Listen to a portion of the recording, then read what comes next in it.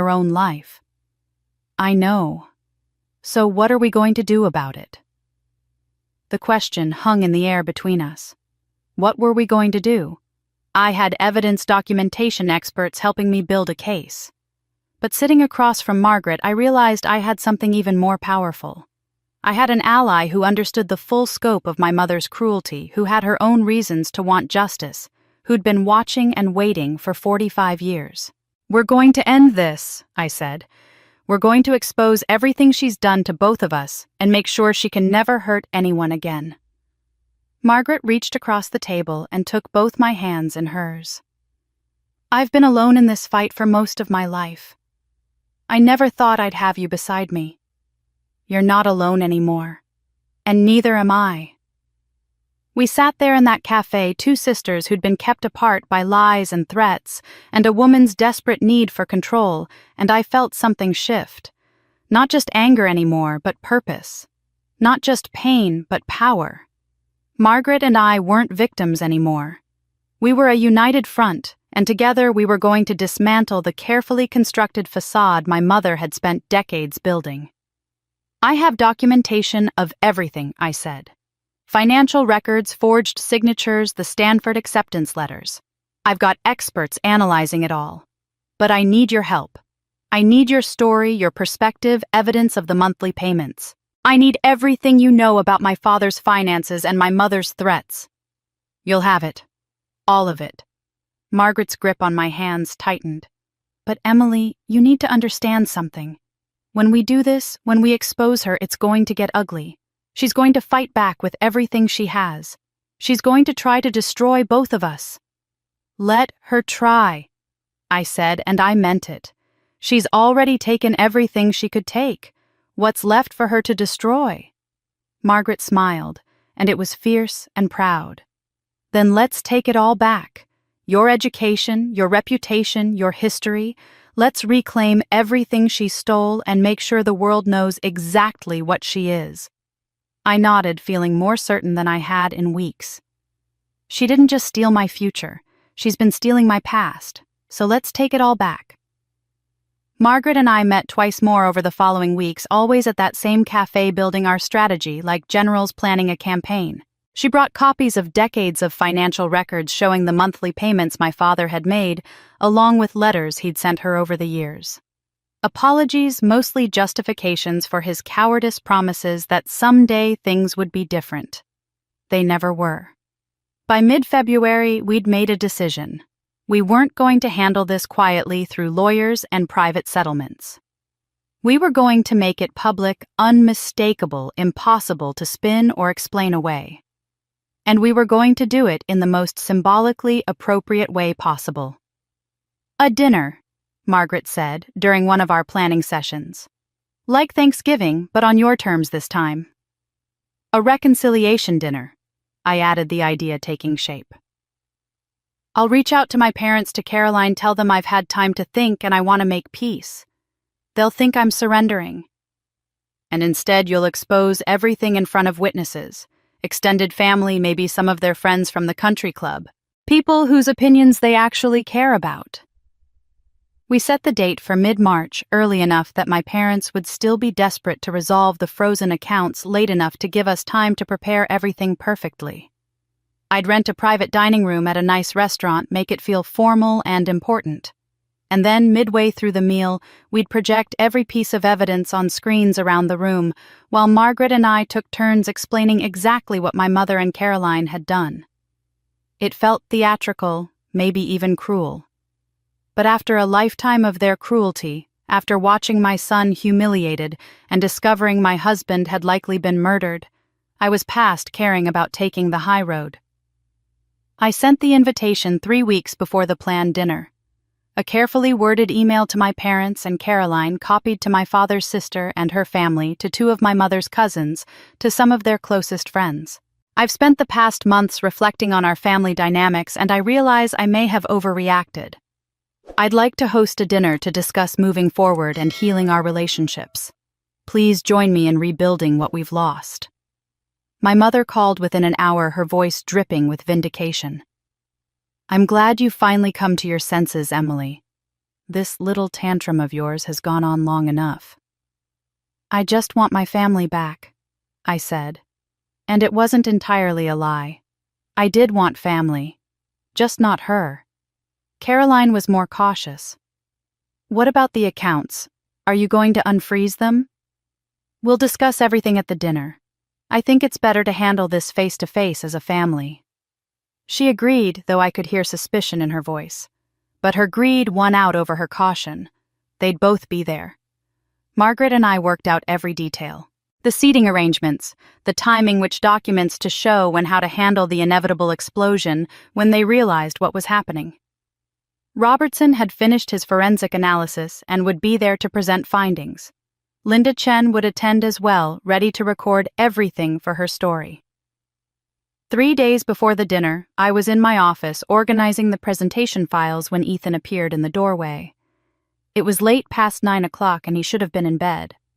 But he was standing there in his pajamas, holding his laptop with an expression I couldn't quite read. "Mom, I need to show you something." Something in his tone made me close my own laptop immediately and give him my full attention. "Of course. Come sit." He came over and sat in the chair next to my desk, setting his laptop down carefully. "I did something after Thanksgiving.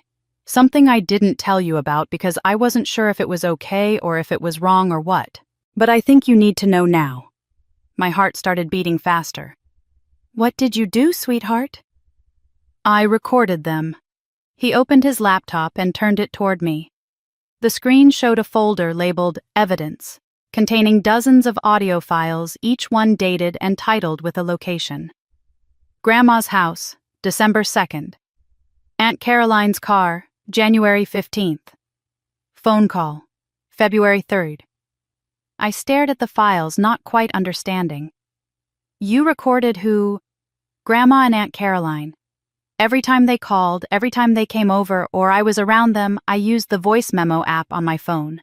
I've been doing it since Thanksgiving, since they made me wash the dishes." "Ethan." I didn't know whether to be horrified or impressed. "Why would you do that?" His eyes met mine, and they were older than 13, haunted by something no child should have to carry. "Because I was scared they were going to hurt you, like they hurt Dad." The words hit me like ice water. "What do you mean, like they hurt Dad?" "I don't remember a lot about Dad dying because I was only 6, but I remember things. I remember Aunt Caroline coming over a lot right before the accident, talking to Dad about boring grown-up stuff. I remember him being upset, stressed. And after he died, I remember Grandma telling Mom that at least the money situation worked out. Even at 6, I knew that was a weird thing to say about someone dying. I couldn't breathe. "You remember that?" "I remember a lot of things that didn't make sense when I was little. And after Thanksgiving, after they treated me like garbage, I started thinking maybe I should pay attention to what they say when they think nobody's listening. So I recorded them." "Did they say anything important?" "Mom, they said everything." His hand shook slightly as he clicked on the first file. "You need to listen." The first recording was from early December, my mother's voice coming through clearly. She must have been at Ethan's school pickup Caroline with her. "Emily always was the dramatic one. She'll cave in a week or two, she always does. She knows she needs us more than we need her." Caroline's response made my blood run cold. "Emily will never know about Stanford. Mother buried that perfectly." I grabbed the laptop, scrolling through the files. There were dozens of them. I clicked on one from January. Robert's death was unfortunate but necessary. My mother's voice, matter-of-fact, discussing my husband's murder like it was a business decision. The insurance money worked out exactly as we planned. Caroline handled it beautifully. Another file, Caroline talking to someone on the phone while Ethan was apparently in her car. "Ethan looks too much like Robert. Same eyes, same expressions. We need to keep him distant. Can't risk him starting to ask questions about the accident when he's older. Better if Emily keeps him away from family functions." I clicked through file after file, each one more damaging than the last. Admissions of fraud, discussions of the forged documents, my mother explicitly stating that Robert had discovered the trust situation and had to be dealt with. Caroline laughing about how easy it was to bribe the mechanic who'd inspected Robert's car before the accident, how no one questioned brake line failures on older vehicles. It was all there. Everything. A full confession recorded over months by a 13-year-old boy who'd been protecting his mother the only way he knew how. I looked at Ethan, this child I'd been trying so hard to shield, and realized he'd been shielding me right back. How did you know to do this? How did you even think of it? There was this kid at school last year whose parents were going through a divorce. His mom told him to record everything his dad said because they needed proof for court. I remembered that, and after Thanksgiving I thought maybe someday you'd need proof too. These recordings. My voice shook. Ethan, do you understand what you have here? This is evidence of murder, conspiracy, fraud. Everything we've been trying to prove. This is admissible in court. I know. He said it so calmly, like he was discussing homework instead of his grandmother's crimes. That's why I saved everything, backed it up to the cloud-made copies. I wasn't going to let them hurt you like they hurt Dad. I'm not a little kid anymore, Mom. I pulled him into my arms, this boy who'd been forced to grow up too fast, who'd taken on the burden of protecting me when I should have been protecting him. You shouldn't have had to do this. You shouldn't have had to carry this alone. You were carrying it alone too, he said against my shoulder. I just wanted to help. I held him for a long moment, then pulled back to look at him seriously. These recordings change everything. Robertson and Linda need to hear them. And the dinner we're planning, this makes it more than just exposure. This is actual evidence for criminal prosecution. Good. His jaw set with determination that reminded me painfully of Robert. They should go to jail for what they did. To you, to Dad, to me, to everyone. I looked at my son, my witness, my unexpected ally in this fight for justice, and felt something shift. I wasn't just doing this for me anymore, or even for Margaret. I was doing it for Ethan, to show him that truth matters, that justice is worth fighting for, that you don't let people who hurt you get away with it just because they're family. I'm not a little kid anymore, Mom. Ethan's voice was steady, certain. I'm your witness, and I have everything on record. The week leading up to March 15th felt surreal, like I was preparing for a performance rather than a reckoning. I'd rented a private dining room at an upscale restaurant, hired caterers, arranged flowers that would have made my mother proud under different circumstances. Everything looked perfect, exactly the kind of event my family valued. Appearance over substance. Beauty masking rot. Margaret and I ran through the presentation a dozen times, timing every reveal, every audio clip, making sure nothing could go wrong. Robertson would be there with his forensic analysis ready. Linda would document everything. And Ethan, my brave boy, had agreed to let us use his recordings, even though I'd told him he didn't have to be there for the actual dinner. I want to be there, he'd said firmly. I want to see their faces when they realize I knew the whole time. The morning of the dinner, I woke with a strange calm. No nervousness, no second thoughts. Just clarity. This was happening. After 45 years of lies and manipulation and theft, the truth was finally going to come out in front of witnesses who couldn't be silenced or threatened. Guests started arriving at 6. My father's sister and her husband looking uncomfortable and confused about why they'd been invited. My mother's cousins, elderly women who'd always treated me with mild disdain. Friends of my parents from the country club, people who'd never acknowledged my existence at social functions. And then my parents themselves, my mother in an expensive dress and too much jewelry, my father looking tired and wary. Caroline arrived with her husband Brad and their twins, and she surveyed the room with barely concealed triumph. She thought she'd won, thought I'd finally broken and accepted my place in the family hierarchy. Margaret slipped in last, dressed simply in black, and took a seat at the back table I'd designated for close family friends. Nobody recognized her. Why would they? She'd been erased from family history before most of these people even knew my father. I played my role perfectly. Gracious hostess, warm smiles, thanking everyone for coming. I know the past few months have been difficult. I wanted to bring everyone together to clear the air and move forward as a family. My mother accepted this with regal satisfaction, as if my capitulation was only natural. "It's nice when family remembers their obligations," she said loudly enough for nearby tables to hear. Dinner was served in courses. Salad soup the main course.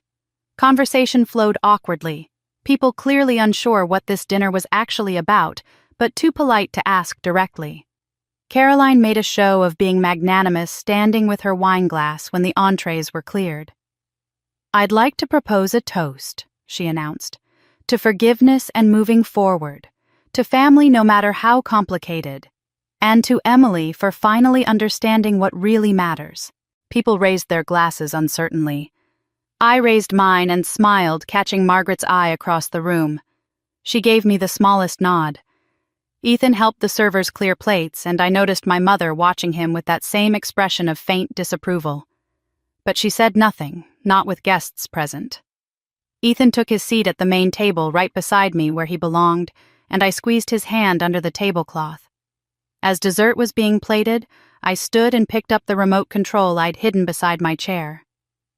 Before we finish this lovely evening, I'd like to share some family memories, a little presentation about our history together. My mother's smile tightened. "Emily, that's really not necessary. I insist." I clicked the remote and a projector screen descended from the ceiling, something I'd had installed specifically for this moment. After all, family history is so important. Don't you always say that, Mother? The first image appeared on the screen. My Stanford acceptance letter dated 25 years ago, announcing my full scholarship. Confused murmurs rippled through the room. "I never knew I'd been accepted to Stanford," I said conversationally. "My mother told me I'd been rejected, that I should attend community college instead. I only found this letter a few months ago hidden in a box in her attic." My mother went very still. Carolyn's face drained of color. The next image. My SAT scores photocopied with Caroline's name replacing mine. Then the forged insurance beneficiary change on Robert's policy. Then bank statements showing the Carter family trust and my forged signatures authorizing transfers. Over the past 45 years, I continued, my voice steady, my mother and sister have systematically stolen from me. My education, my husband's life insurance, my identity. They forged my signatures on financial documents. They buried opportunities that should have been mine and gave them to Caroline instead. "This is insane," Caroline sputtered, standing up. "You're having some kind of breakdown. Sit down." My voice cut through the room like a blade. "Because we haven't gotten to the best part yet." I clicked the remote again and audio began to play. My mother's voice crystal clear through the restaurant's sound system. "Robert's death was unfortunate, but necessary. The insurance worked out exactly as we planned." The room went silent. You could have heard a pin drop. More audio played. Caroline admitting to bribing the mechanic. My mother discussing the forged trust documents. Caroline laughing about how Emily would never discover the Stanford theft. Clip after clip, their own voices condemning them, recorded by a 13-year-old boy they'd treated like garbage. "These recordings were made by my son," I said, looking directly at my mother. "The boy you humiliated on Thanksgiving. The boy you made wash dishes and eat leftovers while his cousins laughed. He spent a year documenting every word you said because he was afraid you'd hurt me the way you hurt his father."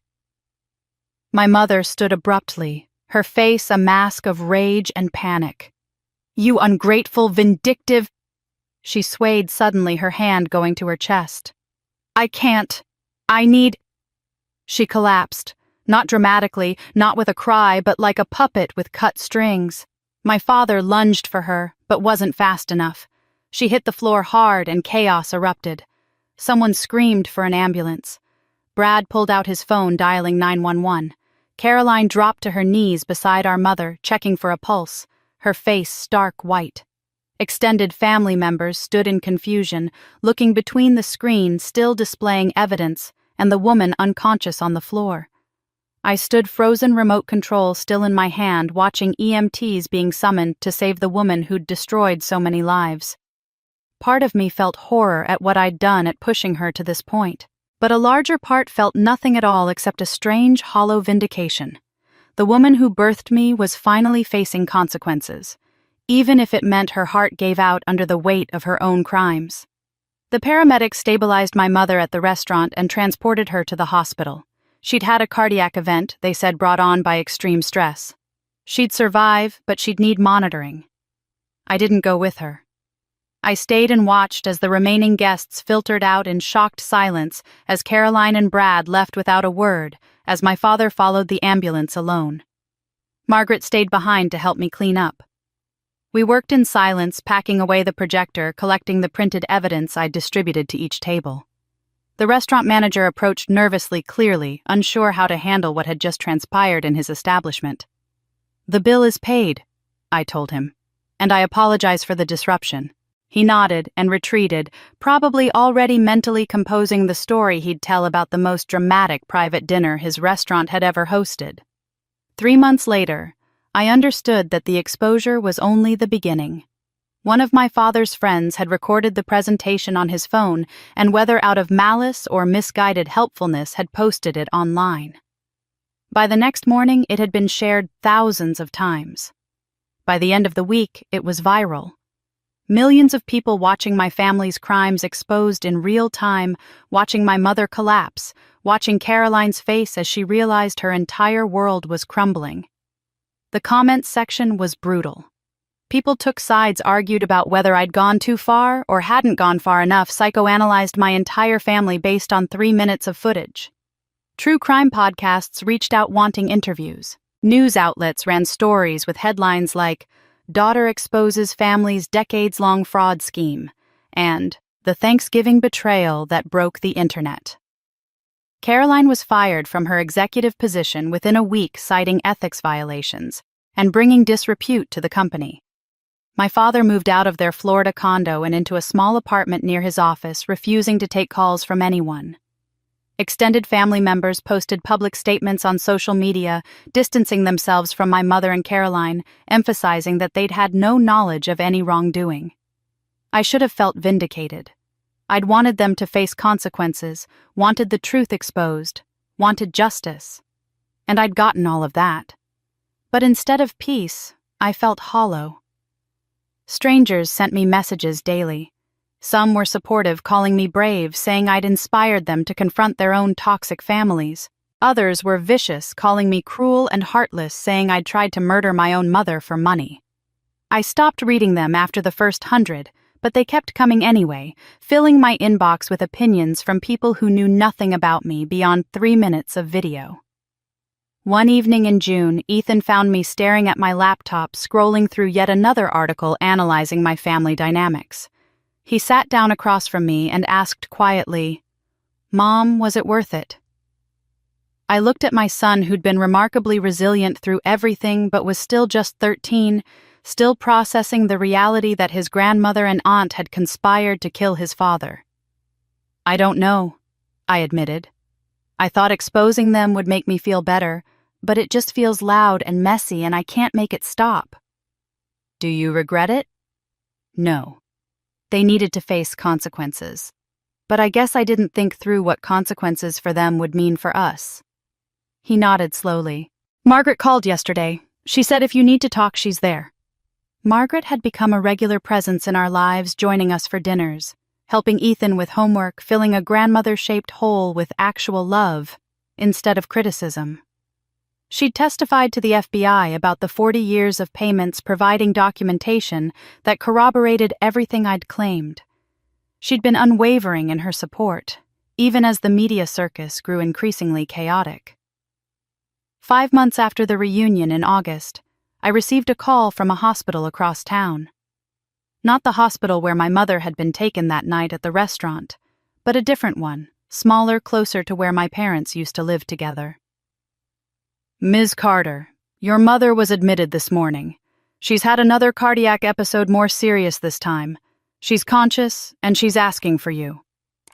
I almost said no, almost hung up and blocked the number and pretended I'd never received the call.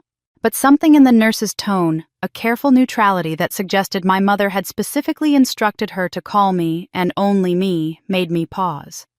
"I'll be there in 30 minutes. Margaret tried to talk me out of it when I called her from the car. "Emily, you don't owe her anything, especially not your presence at her bedside." "I know. But I think I need to hear whatever she wants to say. For my own closure, not hers." The hospital room was dim and quiet. My mother looked smaller than I'd ever seen her, diminished by illness and age and the weight of her crimes made public. She was alone. No my father, no Caroline, no friends from the country club. Just her and the machines monitoring her failing heart. Her eyes opened when I entered, and something flickered across her face. Not quite relief, not quite fear. Something more complicated. "You came," she whispered, her voice thin and raspy. "The nurse said you asked for me specifically. What do you want?" She reached toward the bedside table with a shaking hand, struggling to open the small drawer. I didn't help. I just watched as she finally managed to pull it open and extract a small key on a plain metal ring. "The watch," she said, pressing the key into my palm. "Robert's watch. I kept it. I shouldn't have. It's in my safe deposit box at First National Box 847. You need to see what's inside before I—" She trailed off, unable or unwilling to finish the sentence. "Before you— what?" "Before I'm gone. Before it's too late. The watch, Emily. Get the watch." Her eyes closed and her hand dropped back to the bed. The heart monitor's beeping grew irregular, alarms starting to sound. Nurses rushed in and I was ushered out into the hallway, still holding the key, my mind racing. Robert's watch. I'd never questioned what happened to it after he died. I'd assumed it was in the box of his belongings in our garage, but now that I thought about it, I couldn't remember seeing it there. My mother had kept it. For 7 years, she'd kept my dead husband's watch, and now, facing her own mortality, she was finally telling me where to find it. I left the hospital before learning whether she'd stabilized, drove directly to First National Bank, and presented the key along with identification showing I was her daughter. The bank manager led me to the vault located box 847 and left me alone in a small private room with the metal container. Inside was Robert's silver watch, the anniversary gift I'd given him 3 years before he died. And nestled in the watch's back compartment, hidden where no one would think to look, was a micro SD card wrapped in paper with a single word written in Robert's handwriting. Proof. I sat in that bank vault holding Robert's watch and couldn't make myself move. The micro SD card felt impossibly small in my palm. This tiny piece of technology that apparently held proof of something my dead husband had needed me to know. Proof of what exactly I wasn't sure yet. But the fact that my mother had kept this hidden for 7 years, that she'd only revealed it now when she thought she was dying, told me it was significant. I drove home in a daze, the watch in my pocket like a weight. Ethan was at school. Margaret was at work. I was alone with this artifact from my past and whatever truth it contained. But before I could bring myself to look at the SD card, I needed to understand what was happening with my mother. Against my better judgment, I returned to the hospital the next day, and the day after that. For a full week, I sat in that sterile room watching the woman who'd tormented me my entire life slip in and out of consciousness. Sometimes she seemed to know where she was. Other times she called for people who weren't there, asked about events that had happened decades ago, looked at me without recognition. The doctors explained it carefully, using terms like cognitive decline and early-stage Alzheimer's. They estimated she'd been showing symptoms for 2 to 3 years, subtle at first, but progressing. Memory lapses, confusion, personality changes. It explained some things, I supposed. The increasingly erratic behavior. The way she'd seemed almost cruel at that last Thanksgiving, beyond her usual coldness into something more actively malicious. But it didn't excuse anything. Dementia might explain recent actions, but it didn't explain 45 years of deliberate cruelty. It didn't explain stealing my Stanford acceptance or forcing Margaret out of my life or conspiring to cover up Robert's murder. Those weren't symptoms of illness. Those were choices. Still watching her ask repeatedly for little Caroline in a confused, childlike voice stirred something uncomfortable in me. Not forgiveness.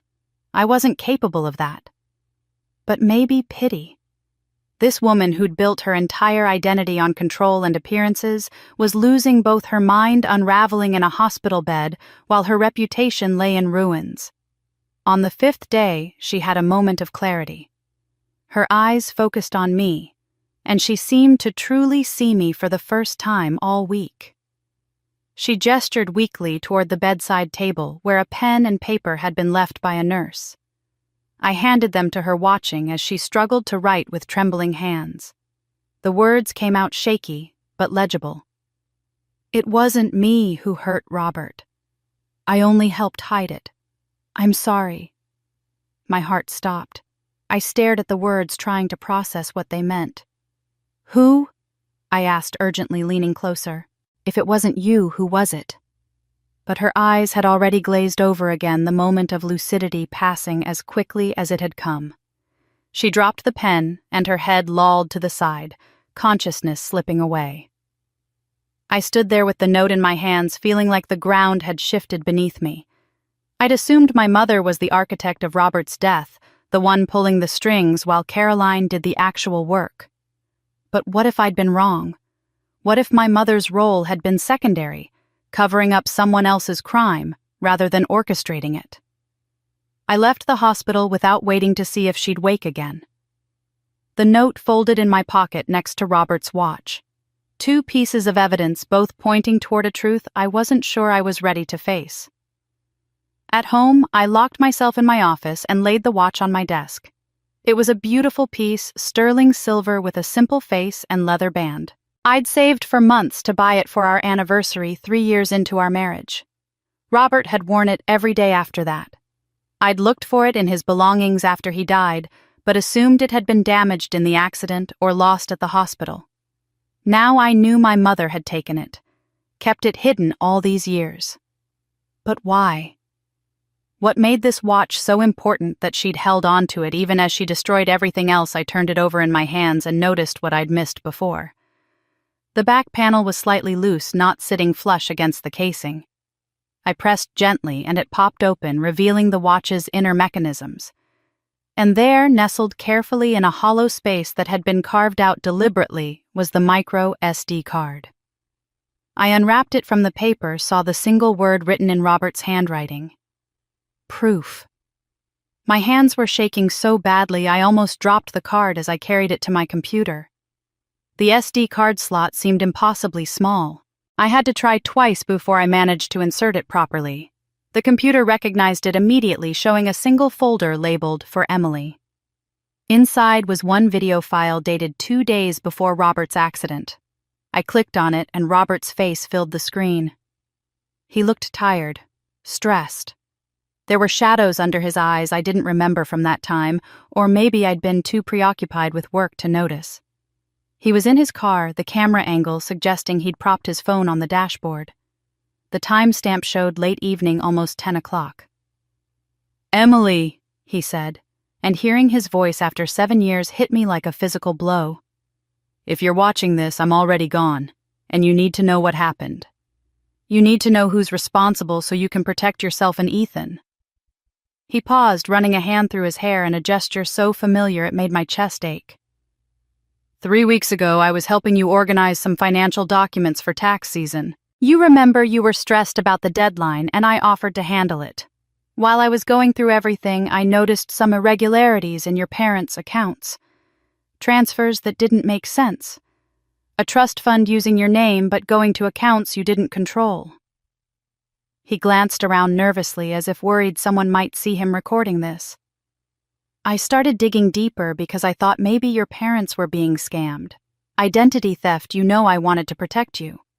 But what I found was worse.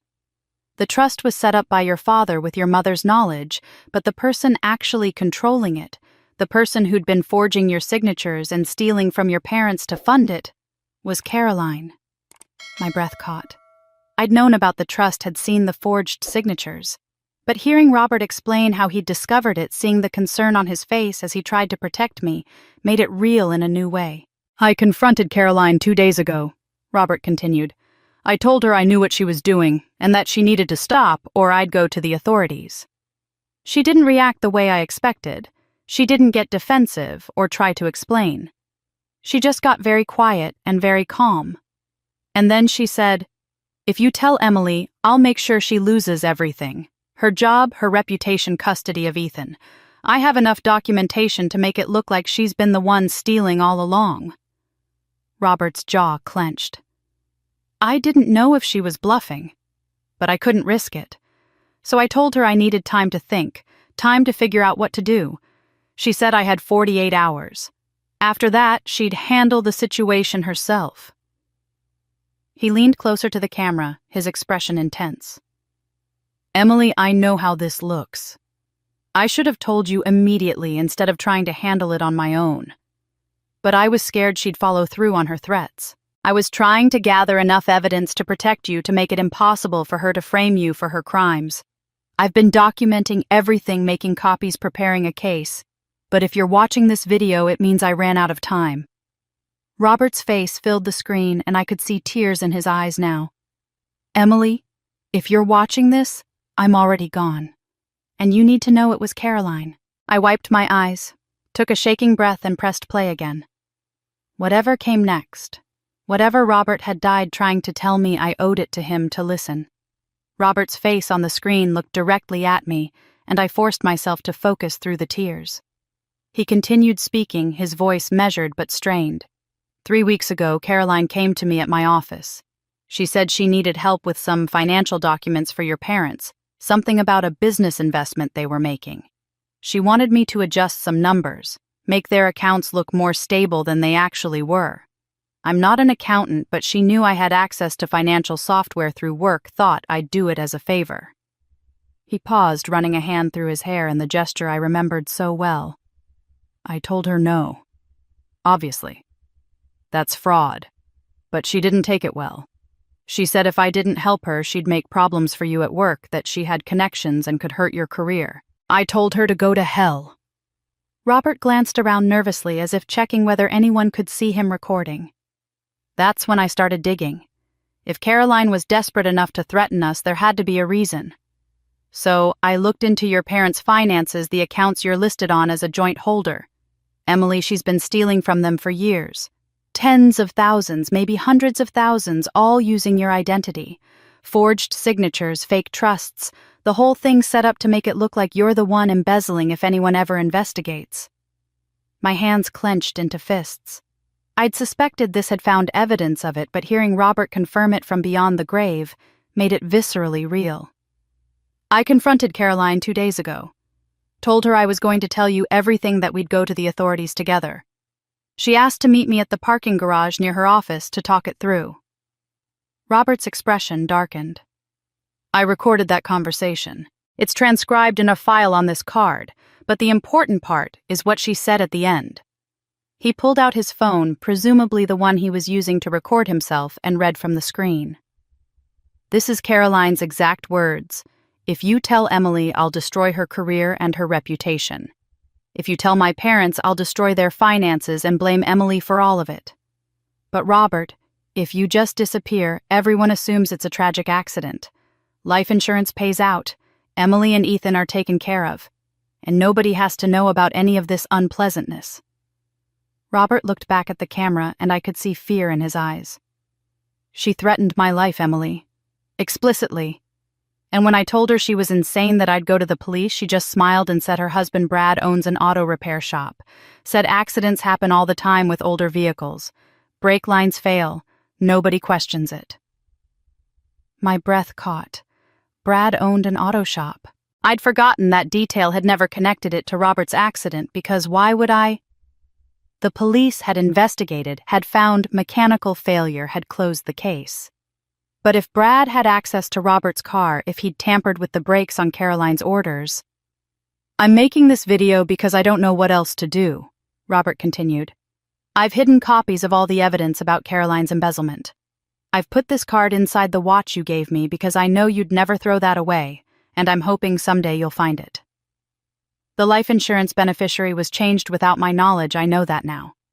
I found the paperwork in Caroline's car when we met. My signature forged Caroline listed as primary beneficiary instead of you." He leaned closer to the camera, his voice dropping to barely above a whisper. "If something happens to me in the next few days or weeks, if there's an accident or I disappear or anything that seems even slightly suspicious, you need to know it was Caroline. She's planning it. She told me as much. And your mother knows." I heard Caroline on the phone with her after our meeting saying, "Mom, we need to handle the Robert situation. Your mother said, and I quote, 'Do what needs to be done for the family.'" Robert's eyes were wet now, and I realized he'd been crying while recording this. "I love you, Emily. I love Ethan more than anything in this world. I'm so sorry I got involved in your family's mess. I'm sorry I couldn't protect you better. But please, if you're watching this, make them pay. Don't let them get away with it. And tell Ethan every day that his father loved him." The video ended abruptly, cutting to black. I sat in silence, staring at the empty screen, Robert's final words echoing in my head. He'd known. He'd known exactly what was coming, and he'd tried to prepare me for it. Tried to leave me the evidence I'd need to find justice. 3 days after recording that video, Robert's car went off the road on a steep hill. Brake failure, the police report said. He'd hit a tree at high speed, dead on impact. I remembered getting the call, remembered the nauseating shock, remembered holding 6-year-old Ethan while he cried for his daddy. I remembered my mother showing up at the funeral and saying quietly, "At least the insurance money will help." The insurance money that should have gone to me but was supposedly redirected to Caroline through a forged beneficiary change.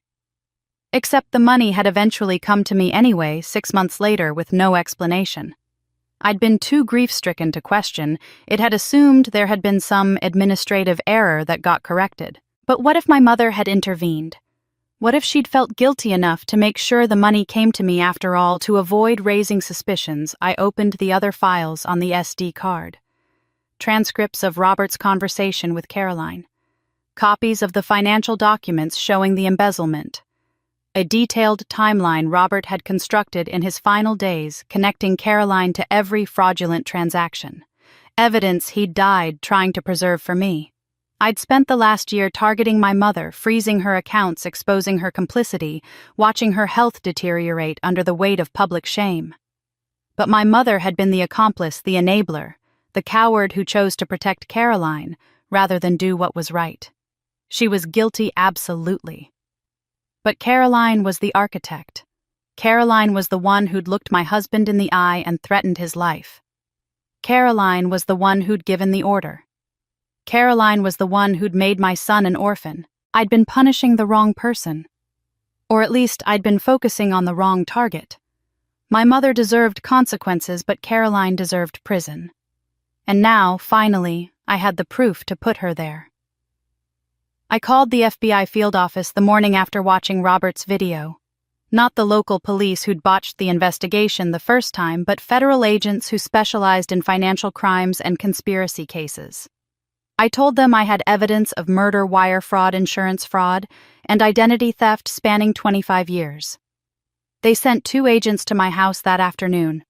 Special Agent Martinez and Special Agent Chen sat at my dining room table for 4 hours while I walked them through everything. Robert's video and the files on his SD card. Ethan's year of audio recordings. The forged signatures on financial documents. The stolen Stanford acceptance and scholarship money. The fake beneficiary change on Robert's life insurance. The Carter Family Trust that had been funneling money using my identity. Every piece of evidence I'd collected, organized, and documented over the past year. Agent Martinez took notes steadily, his expression never changing. Agent Chen asked pointed questions, verifying dates, requesting copies of specific documents, confirming the chain of custody for everything I was providing. "This is substantial," Martinez said finally. "If even half of this holds up under scrutiny, we're looking at multiple federal charges. But I need to be clear with you, Ms. Carter. An investigation of this scope will take months, possibly over a year. We'll need to verify every document, interview witnesses, build a case that will hold up in court. Are you prepared for that timeline?" "I've been waiting 7 years for justice for my husband," I said. I can wait as long as it takes. They took everything. Made copies of copies, documented the provenance of each piece of evidence interviewed. Margaret interviewed Robertson, interviewed Linda Chen. They brought in forensic experts to verify the forged signatures. They subpoenaed bank records and phone records and Brad's auto shop maintenance logs. They exhumed the financial history of the Carter Family Trust and traced every dollar to accounts Caroline controlled. And slowly, methodically, over the course of 6 months, they built a case. I tried to live normally during that time. Went to work, helped Ethan with homework, had dinner with Margaret once a week. But there was always the knowledge hanging over everything that somewhere federal agents were preparing to arrest my sister for murdering my husband. The waiting was excruciating and necessary in equal measure. Caroline had no idea. As far as she knew, the drama had ended with the disastrous reunion dinner. She'd lost her job, but she'd found another one, lower level, less prestigious. She and Brad had sold their house and moved to a smaller one. She'd gone quiet on social media, stopped attending family functions. She thought she'd weathered the storm. She was wrong. On September 12th at 6 o'clock in the morning, federal agents knocked on Caroline's door. I wasn't there, obviously. But Agent Martinez called me at 6:15 to let me know the arrest had been made, and by 8 o'clock it was all over the local news. I sat in my living room with Ethan on one side and Margaret on the other, watching the footage play on repeat. Caroline being led out of her house in handcuffs, still in her pajamas, her hair uncombed, her face a mask of shock and fury. Her twin boys visible in the doorway behind her, confused and crying. Brad standing helplessly on the front lawn, his phone pressed to his ear, presumably calling a lawyer. The news anchor rattled off the charges. Federal wire fraud, insurance fraud, conspiracy to commit murder. State second-degree murder in the death of Robert Carter. Forgery, identity theft. If convicted on all counts, she was looking at 40 years to life. "Mom," Ethan's voice was quiet. "Is it really over? The arrest part is?" I said. "Now comes the trial." Margaret squeezed my hand. "How do you feel?" I didn't know how to answer. There was satisfaction certainly in watching Caroline face consequences. But there was also hollowness, the same emptiness I'd felt after the reunion dinner. Justice didn't bring Robert back. It didn't give Ethan his father or me my husband. It just meant that the person responsible would finally be held accountable. "I feel tired," I said finally, but also relieved. Over the next few days, more details emerged. Caroline had been taken to the federal building downtown for processing and interrogation. She'd immediately demanded her lawyer a high-priced defense attorney Brad somehow managed to retain despite their reduced financial circumstances. The lawyer had advised her to say nothing, but according to Agent Martinez, Caroline couldn't help herself. She tried to blame our mother, claiming she'd been manipulated and controlled her entire life, that our mother was the mastermind and Caroline was just following orders. But the evidence contradicted that story. The recordings showed Caroline making decisions, giving instructions, threatening Robert directly. The financial trails led to Caroline's accounts, not our mother's. Brad's garage records showed Robert's car had been serviced there 2 days before the accident, with brake line maintenance specifically noted. The lawyer suggested a plea deal. Plead guilty to the financial crimes, testify against Brad for the murder charge, accept 25 years with possibility of parole. It was a generous offer, considering the evidence. Caroline refused. She genuinely believed she could talk her way out of this, that her charm and intelligence and carefully constructed image would convince a jury she was innocent. She'd spent her entire life manipulating people into seeing what she wanted them to see. She thought a courtroom would be no different. Her arraignment was set for the following week. Bail was denied given the severity of the charges and the risk of flight. Caroline was processed into county jail to await trial, and that's when it became real for her. No more nice house, no more designer clothes, no more playing the role of the successful executive. Just an orange jumpsuit and a cell, and the knowledge that everything she'd built was gone. I didn't attend the arraignment. I'd given my statement to the FBI, provided all the evidence, done everything required of me. I didn't need to see Caroline in court to know that justice was being served. But Margaret went saying she wanted to witness it firsthand, to see the woman who'd destroyed so many lives finally face legal consequences. She called me afterward. Caroline looked small, Margaret said. Diminished, like reality finally caught up to her, and she didn't know how to handle it. Good, I said and meant it. That evening after Ethan went to bed, Margaret came over and we sat on my back porch with tea watching the sunset. We didn't talk about Caroline or the arrest or the upcoming trial. We just sat in comfortable silence, two women who'd survived the same toxic family and come out the other side stronger. Justice is cold, I said, finally breaking the quiet. But it's fair, Margaret nodded. And fairness is all we can ask for. It wasn't closure, not yet. There would still be a trial, still be testimony, still be months of reliving trauma in a courtroom. But Caroline was in custody. The evidence was overwhelming, and for the first time in 7 years, I felt like Robert's death would be properly accounted for. It wasn't everything. But it was enough. Robert's video became the cornerstone of the criminal case against Caroline. I turned it over to the FBI along with Ethan's recordings, Robertson's forensic analysis, and every piece of documentation Margaret and I had collected. The investigation took 4 months. In that time, they found the mechanic who'd tampered with Robert's brakes, a man with gambling debts who'd been paid $15,000 in cash to make sure the brake line failure looked natural. He took a plea deal and testified against Caroline in exchange for a reduced sentence. They found email exchanges between Caroline and my mother discussing the Robert problem and how to ensure Emily stays manageable.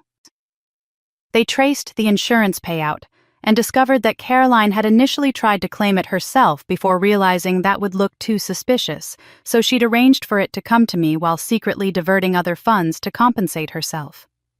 The FBI built a case so comprehensive that Caroline's lawyer tried 3 times to negotiate a plea deal. She refused, each time convinced she could talk her way out of it, the way she'd talked her way out of everything her entire life. The trial began in November, a year and a week after that first terrible Thanksgiving. The media coverage was relentless. Headlines screamed about the Black Widow sister and the Thanksgiving murder plot. Court TV broadcast every day of testimony. I stopped reading the coverage after the first week, but I couldn't avoid it entirely. Strangers recognized me in grocery stores. Ethan's school had to increase security because reporters tried to interview his classmates. The prosecution laid out 25 years of fraud followed by murder. They showed the jury the Stanford acceptance letters hidden in my mother's attic. They played Ethan's recordings where Caroline explicitly discussed Robert's death as necessary and handled beautifully. They showed Robert's video testimony, and I had to sit in that courtroom and watch my dead husband explain how he'd discovered the truth and tried to protect me while Caroline sat at the defense table with a carefully constructed expression of wounded innocence. Her lawyer argued that she'd acted under extreme psychological pressure from our mother, that she'd been groomed since childhood to believe her worth depended on outshining me, that she'd been suffering from undiagnosed mental illness that impaired her judgment. The defense called psychiatrists who testified about family systems and trauma responses, and how Caroline was herself a victim of our mother's manipulation. I listened to them attempt to excuse 25 years of calculated cruelty and felt nothing but contempt. Yes, our mother had been toxic. Yes, the family dynamics had been poisonous. But Caroline had made choices. She'd chosen to steal my education. She'd chosen to forge my signatures. She'd chosen to arrange my husband's murder. At some point, being a victim didn't excuse becoming a perpetrator. The jury deliberated for 3 hours. When they returned, the forewoman read the verdict in a steady voice that cut through the courtroom's tense silence. Guilty on all counts: wire fraud, identity theft, insurance fraud, conspiracy to commit murder, second-degree murder. Caroline's face crumpled and she started crying, grabbing her lawyer's arm, saying something about how this wasn't fair. This wasn't right. Couldn't they see she'd been manipulated too? But the jury had seen through her. They'd understood what I'd known my entire life, but had never been able to articulate. Caroline wasn't a victim. She was a predator who'd learned from our mother that some people were meant to win and others were meant to be used. My mother never stood trial. Her Alzheimer's diagnosis was confirmed by multiple specialists, and the prosecutors determined she lacked the mental capacity to understand the proceedings or assist in her own defense.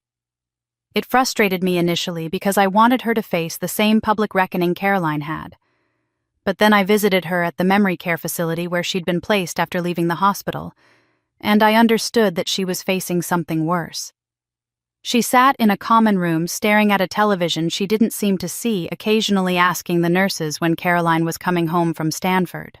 She'd constructed an entire false reality where Caroline was still in college, still the pride of the family, still the daughter who'd made all the right choices.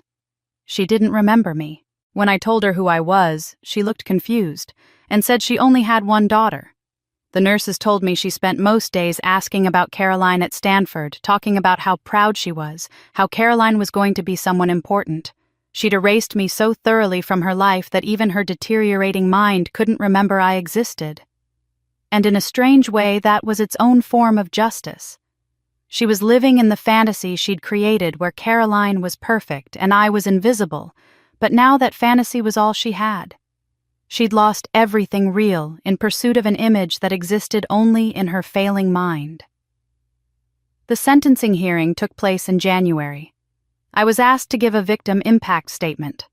I'd written and rewritten it a dozen times, trying to capture 45 years of pain in a few paragraphs that wouldn't sound like melodrama or self-pity.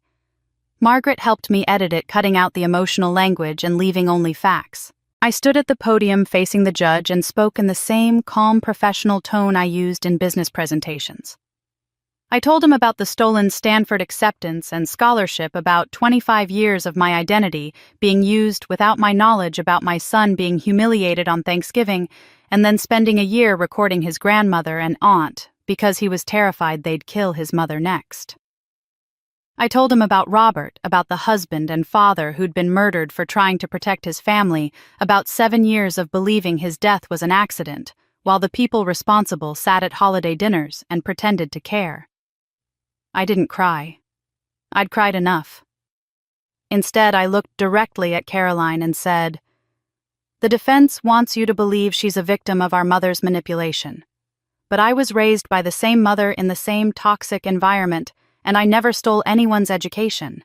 I never forged anyone's signature. I never killed anyone's husband. At some point, we're responsible for our own choices, and Caroline chose cruelty at every turn." The judge listened carefully, asked a few clarifying questions, and then delivered his sentence. 25 years to life on the murder charge with additional consecutive sentences for the fraud charges.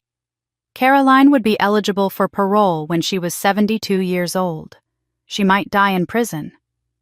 As the bailiff moved to take her into custody, Caroline turned and looked at me. All pretense of victimhood was gone from her face, replaced by pure hatred.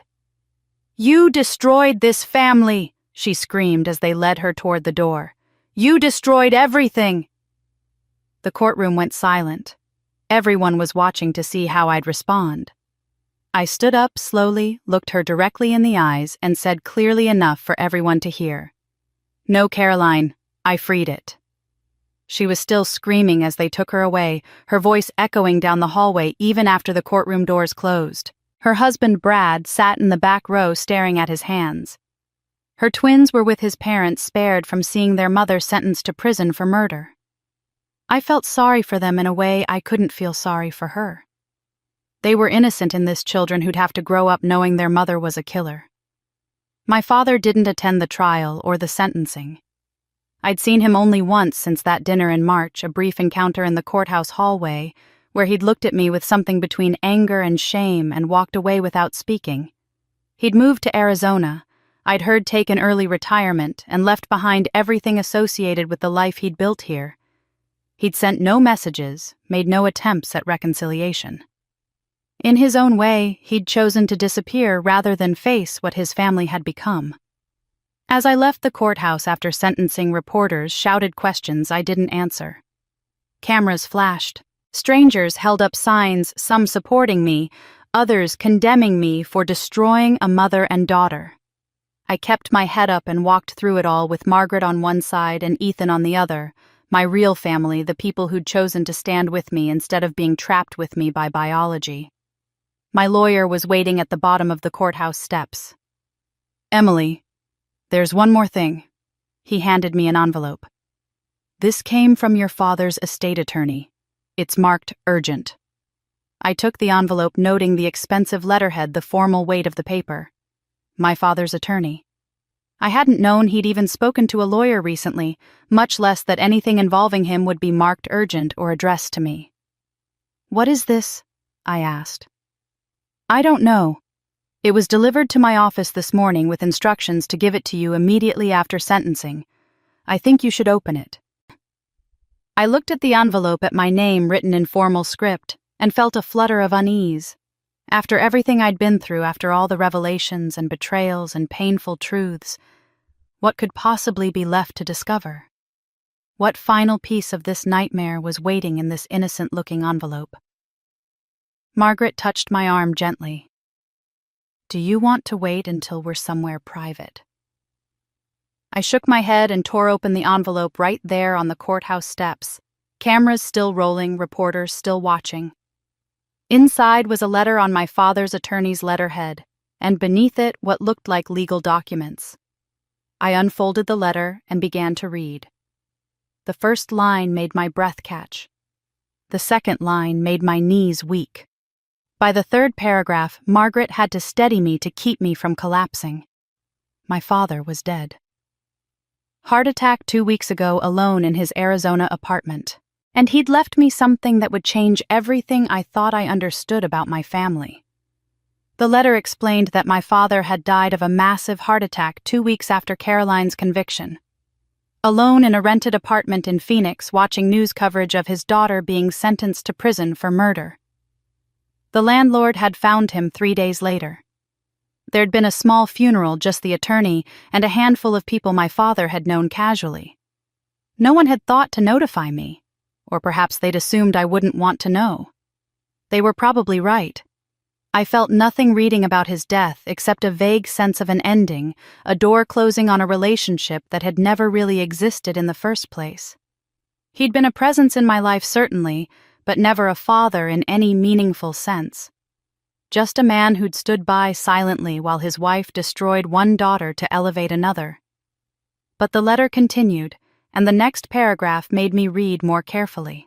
My father had updated his will 3 weeks before his death, 1 week after the reunion video had gone viral, and the world had seen exactly what kind of family we were. The attorney was requesting that I bring Ethan to his office for the formal reading of the will. He emphasized that it was important that I'd want to be there, that there were matters concerning Ethan specifically. I showed the letter to Margaret, who read it with a furrowed brow. "Do you think he left Ethan something?" "I can't imagine what. He barely acknowledged Ethan's existence when he was alive." "Maybe that's why. Guilt makes people do strange things at the end." The attorney's office was downtown, occupying the top floor of a building with a view of the harbor. We arrived on a gray February afternoon 3 weeks after Caroline's sentencing. Ethan wore the suit we'd bought for the trial, looking far too mature for 14. Margaret came with us for support, sitting in the waiting area while Ethan and I were ushered into a wood-paneled conference room. The attorney, a man named Douglas Werner, who looked to be in his 60s, greeted us with professional sympathy. "Ms. Carter, Ethan, thank you for coming. I know this has been an incredibly difficult time for your family." I almost laughed at the understatement, but managed to keep my expression neutral. "Your letter said this concerned Ethan specifically." "Yes. Your father came to me approximately 1 month ago, shortly after certain family matters became public knowledge. He wanted to revise his will entirely. What I'm about to share with you may come as a surprise." He opened a folder and pulled out several documents, sliding them across the polished table. I picked up the first page and began reading. The language was dense with legal terminology, but the essential facts were clear enough. My father's estate, including his retirement accounts investment portfolio, the Arizona property, and various other assets, totaled approximately $1.2 million. And he'd left all of it to Ethan. Not to me, not to distant relatives, not split among various charities or causes. Everything went to my 14-year-old son, held in trust until he turned 18 with me as the trustee managing the funds for his benefit. I stared at the document, unable to process what I was reading. I don't understand. Why, Ethan? Your father included a letter explaining his reasoning. It's sealed, addressed to Ethan. Mr. Werner produced a cream-colored envelope, thick and heavy, and handed it across the table. He was very specific that Ethan should read it himself. Ethan took the envelope with trembling hands. He looked at me uncertain, and I nodded. Go ahead, sweetheart. It's yours. He opened it carefully, unfolding several pages of handwritten text. My father's handwriting, shakier than I remembered, but still recognizable. Ethan began reading silently, his eyes moving across the lines, and I watched his expression shift from confusion to sadness to something softer. Can I read it out loud? He asked quietly. If you want to. He cleared his throat and began. Ethan, I'm writing this because I'm a coward who can't say these things to your face. I'm writing this because I'm dying not from any illness, but from the weight of 50 years of cowardice and complicity. His voice wavered, but he continued. I watched my wife destroy your mother for your mother's entire life. From the day Emily was born, I watched it happen. I watched her favor Caroline, belittle Emily, erase every achievement, and magnify every flaw. I watched her steal Emily's future and give it to Caroline like it was her right to redistribute other people's dreams. And I said nothing. I did nothing. I told myself it wasn't my place to interfere, that marriage meant compromise, that every family had its issues. Ethan paused, wiping his eyes. But it wasn't compromise. It was complicity. Every time I stayed silent, I was choosing your grandmother's cruelty over your mother's humanity. Every time I looked away, I was telling Emily she didn't matter enough for me to fight for her. I was weak. I am weak. And by the time I understood how thoroughly I'd failed as a father, it was too late to fix it. I felt tears streaming down my face, but I didn't interrupt. This was Ethan's letter, not mine. When Robert died, I knew something was wrong. Your grandmother and Caroline were too calm, too prepared, too quick to comfort your mother, while simultaneously making sure she stayed isolated and dependent. I suspected, but I didn't investigate because I didn't want to know. I chose comfortable ignorance over difficult truth. And that choice cost your mother 7 more years of believing her husband's death was an accident. 7 years of guilt and grief that could have been prevented if I'd just been brave enough to ask questions. Ethan's voice broke completely, and he had to stop for a moment to compose himself. I reached across the table and squeezed his hand. I'm sorry I wasn't brave enough to protect your mother. He read through tears. I watched my wife and Caroline destroy her, and I said nothing. I was weak. I let it happen because standing up to them would have been uncomfortable, would have disrupted my life, would have forced me to acknowledge my own role in decades of abuse. You are stronger than I ever was, Ethan.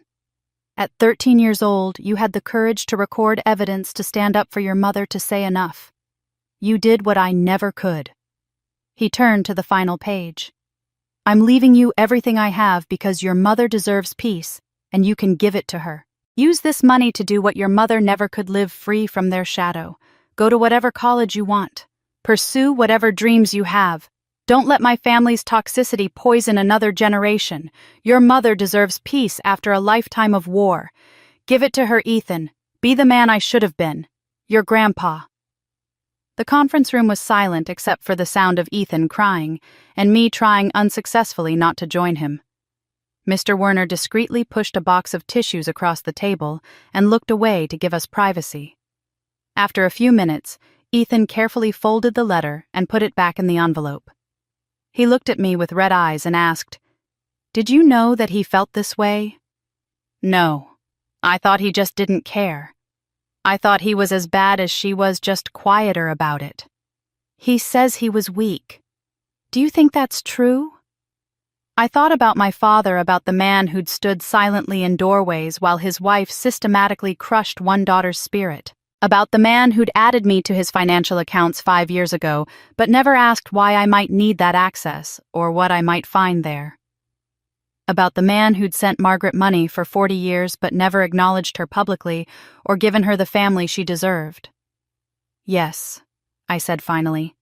He was weak. But at the end he was trying to be better. This letter, this inheritance, it doesn't erase 45 years of cowardice.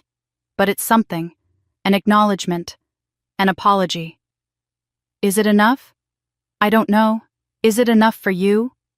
Ethan looked down at the envelope, at his grandfather's final words, at the gift of financial security that came wrapped in regret and guilt. Grandpa said sorry. I think I forgive him. Should we? The question hung in the air between us. Should we forgive the man who'd enabled so much pain but tried inadequately and far too late to make amends? Should we accept his money, his posthumous apology, his admission that he'd failed in every way that mattered? I thought about the cycle of hurt and retaliation, about how holding on to anger had consumed so much of my life already. I thought about what Margaret had said when I'd first told her about the reunion dinner I was planning. You're not doing this for revenge. You're doing it for truth. And now the truth was out. Caroline was in prison. My mother was lost in dementia. My father was dead. What purpose did unforgiveness serve now except to keep me chained to people who could hurt me no more? I think, I said slowly, that forgiveness doesn't mean what he did was okay. It doesn't erase the harm or excuse the cowardice. But it means we're choosing not to carry his failures forward with us. We're choosing to take what he's offering, this apology and this money, and use it to build something better. Ethan nodded, processing this. So we can forgive him but still be angry about what he didn't do. Yes. Both things can be true at the same time. People are complicated even in death, especially in death. Mr. Werner cleared his throat gently. There are documents to sign, details to discuss about the trust structure and how the funds will be managed. But if you need more time... No, Ethan said, his voice surprisingly firm. Let's do this. Grandpa wanted me to have this so I could help Mom, so let's make it official. We spent the next hour reviewing paperwork, signing documents, establishing the trust account that would hold my father's estate until Ethan turned 18. The money would be invested conservatively, generating income that could be used for Ethan's education and living expenses. As trustee, I'd have access to manage it for his benefit, but ultimately it was his inheritance. His grandfather's attempt at redemption, delivered too late to heal the past, but perhaps in time to shape a different future. As we left the office, Margaret waiting for us in the lobby, Ethan still clutched the letter. He showed it to Margaret, who read it with tears streaming silently down her face. She'd lost 45 years with me because my father had been too weak to stand up to my mother's demands. His apology was to Ethan, not to her, but I saw her shoulders relax slightly as she finished reading. He knew, she said quietly. At the end, he knew what he'd done wrong. Does that matter? I asked. Yes, not enough to excuse it, but enough to let me breathe a little easier. He acknowledged the harm. That's more than most people get. 2 months after my father's will, reading the memory care facility called. The nurse's voice was careful, practiced in delivering news to families of dementia patients. Your mother is having an unusually lucid day. She's asking for you specifically. These moments are rare and don't last long. If you want to speak with her while she's still coherent, you should come soon. I almost said no. Almost hung up and went back to the life I was building, the one that didn't include the woman who'd spent 45 years destroying me. But Margaret was there when I got the call, and she touched my arm gently. You should go. Not for her, for you. So you never wonder what she might have said. We drove to the facility together. The building was pleasant enough, all soft colors and carefully curated artwork meant to be calming. My mother's room was on the second floor overlooking a garden she probably never noticed. When we entered, she was propped up in bed, and for the first time in months, her eyes were clear, focused, present. She saw Margaret first, and something flickered across her face. Recognition, perhaps, or regret. "You came, after all these years." "I came for Emily," Margaret said quietly. My mother's gaze shifted to me, and I saw her really see me, maybe for the first time in my entire life. "And you, my shadow daughter." I stayed by the door, arms crossed. "The nurse said you wanted to talk to me." "Sit, please." Her voice was weak, but her words were steady. I sat in the chair beside her bed, Margaret standing behind me like a guardian. "I don't know how long I'll stay like this. The fog comes and goes. But right now, I remember everything. And I need you to know something." "What could you possibly need me to know?" She closed her eyes briefly.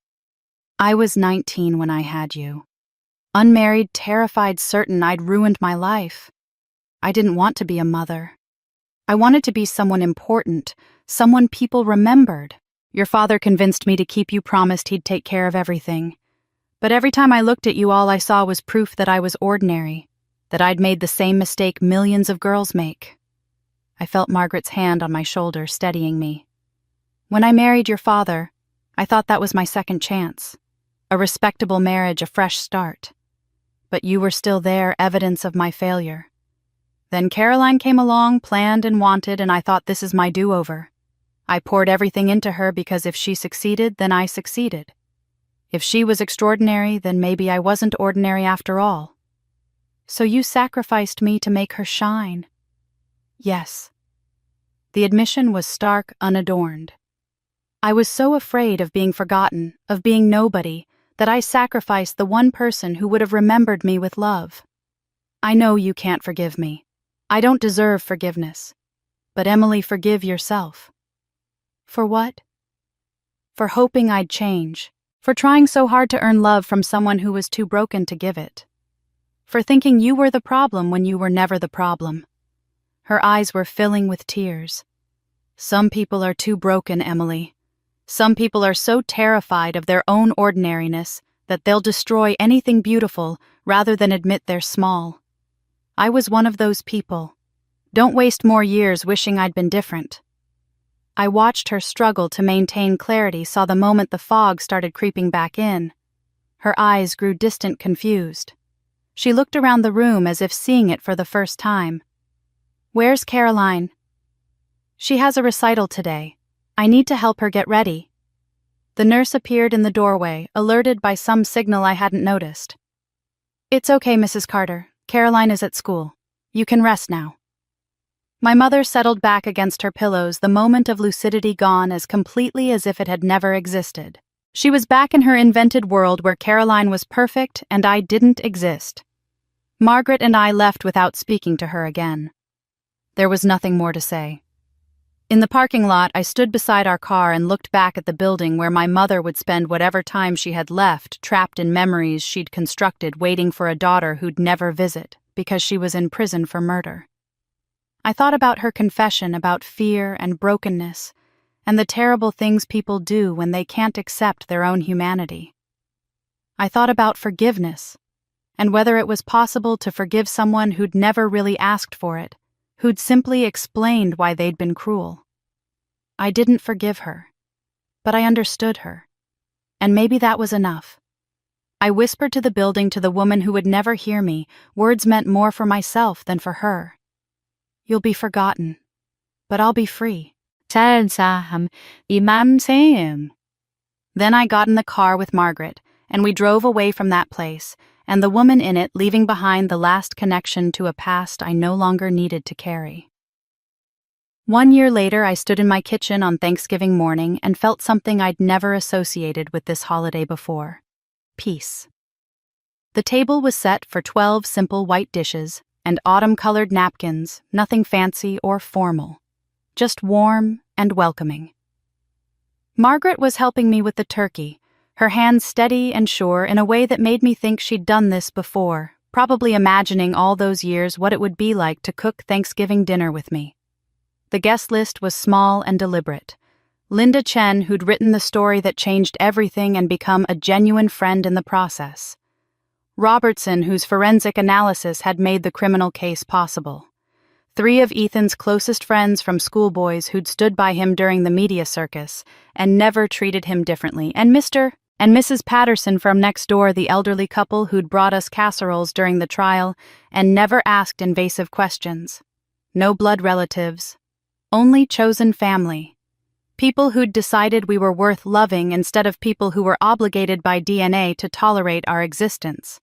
Ethan was setting the table, and I noticed he'd arranged the chairs in a circle rather than the traditional configuration with a head and foot.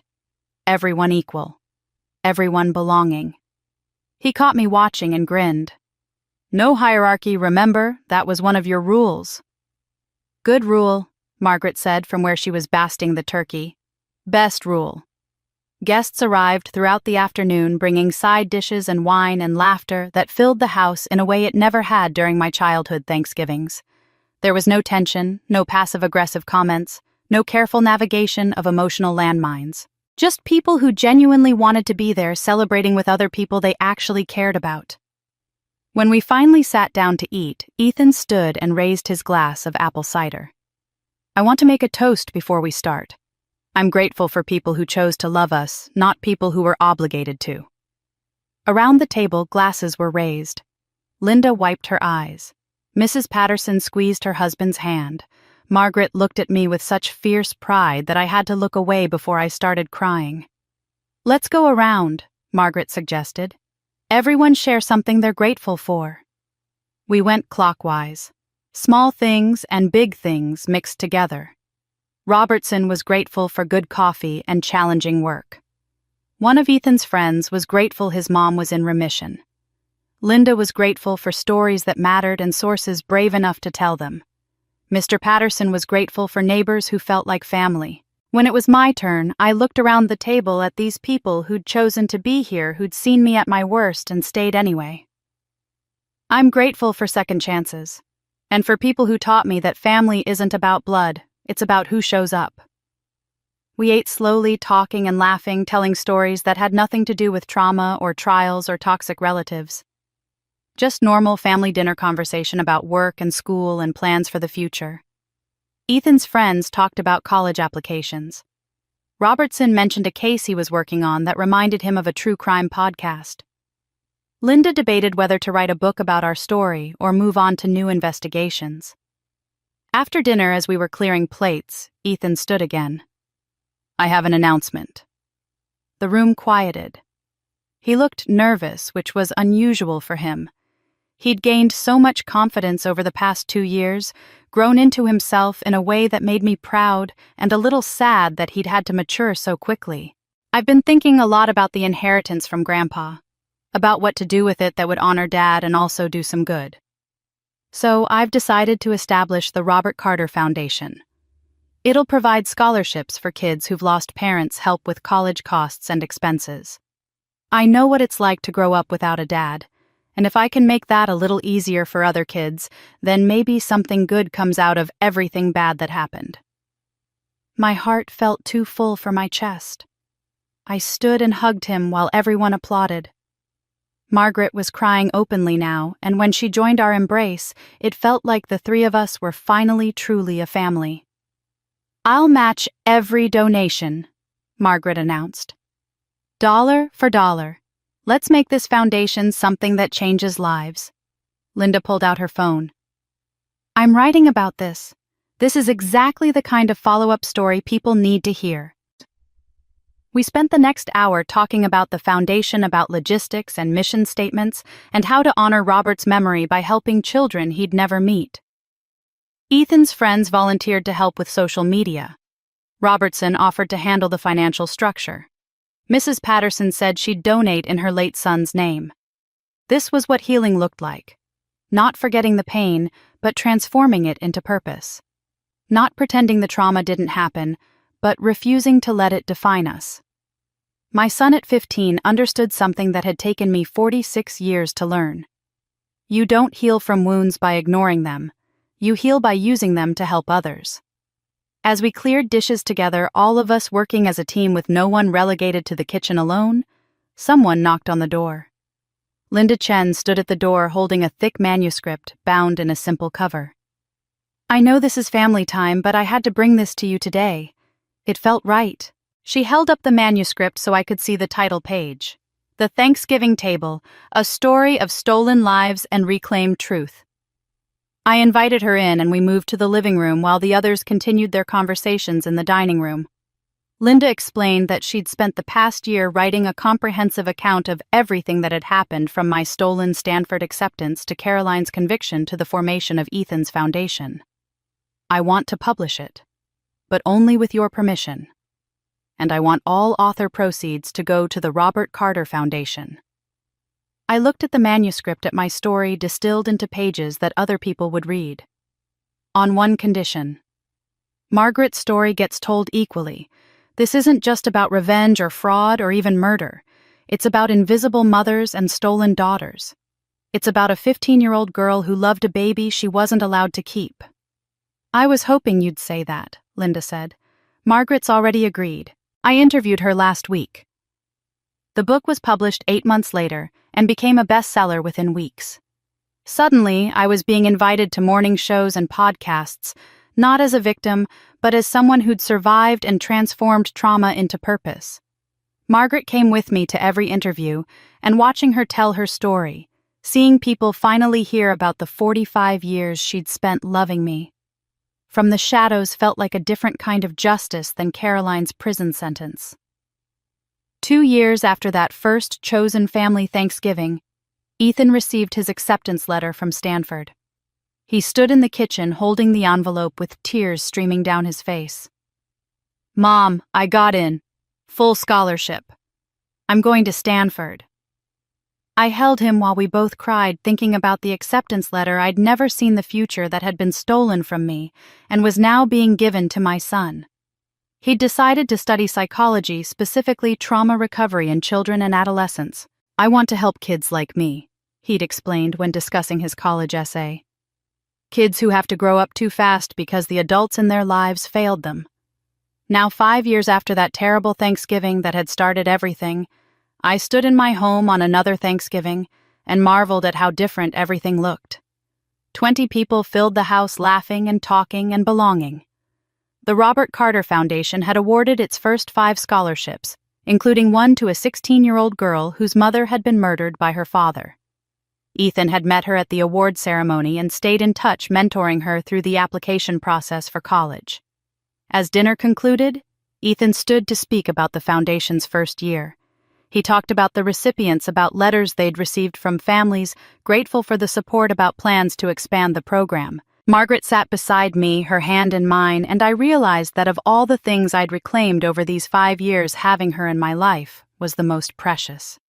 We cut the turkey together, Margaret and I side by side, and someone took a photo that would later appear in a follow-up article about our story.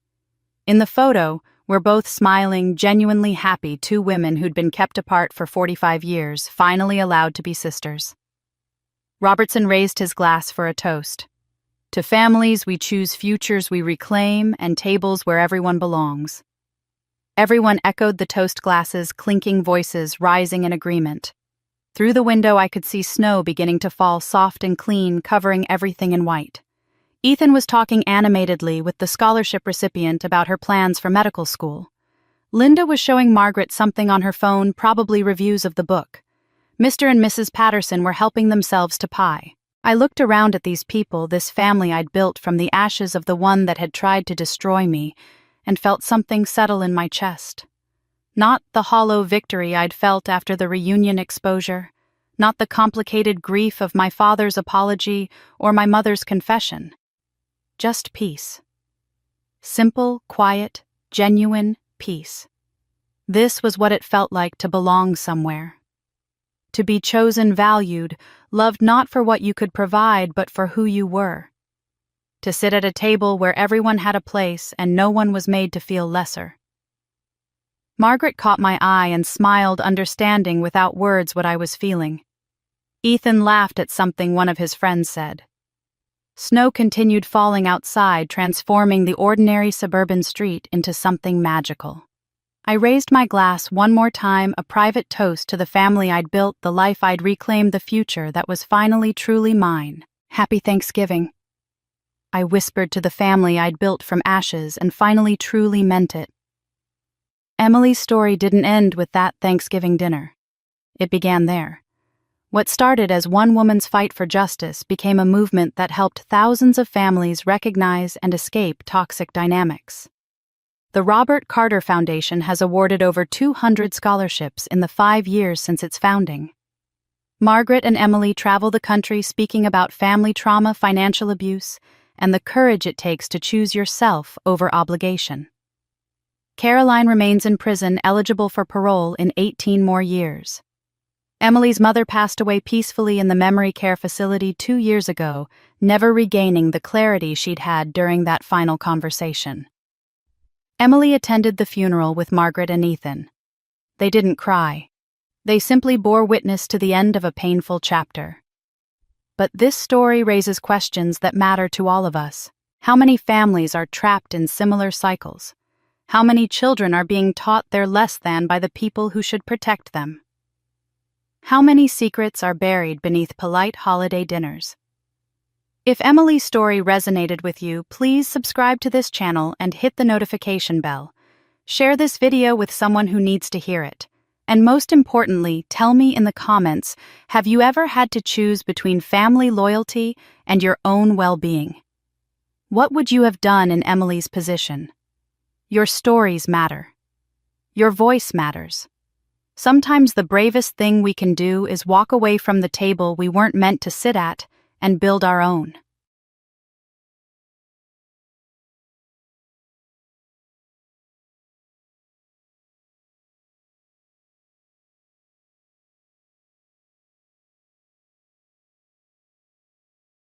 I watched my 13-year-old son stand in the corner of my parents' kitchen, tears streaming down his face, holding a plate of cold turkey no one else wanted.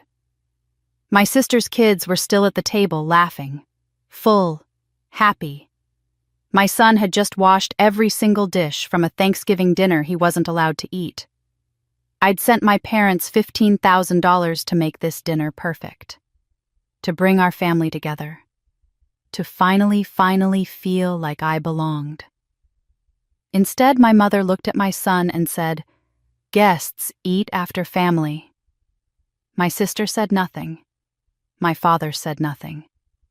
And in that moment, watching my boy try not to cry while he scraped gravy off plates, something inside me didn't just break. It crystallized. I took my son's hand. We walked out in complete silence.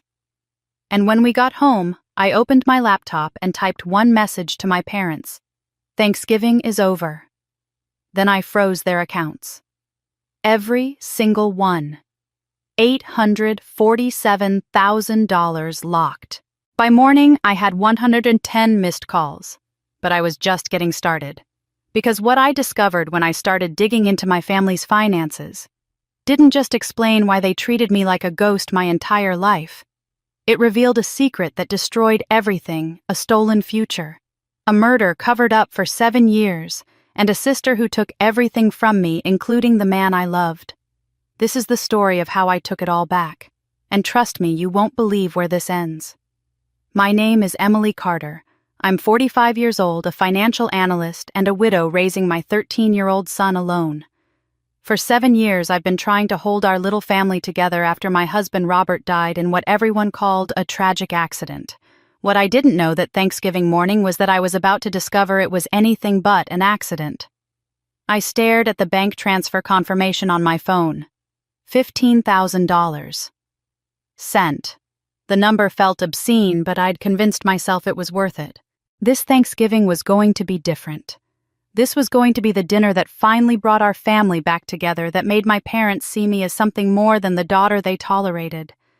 I wanted Ethan to have what I never did.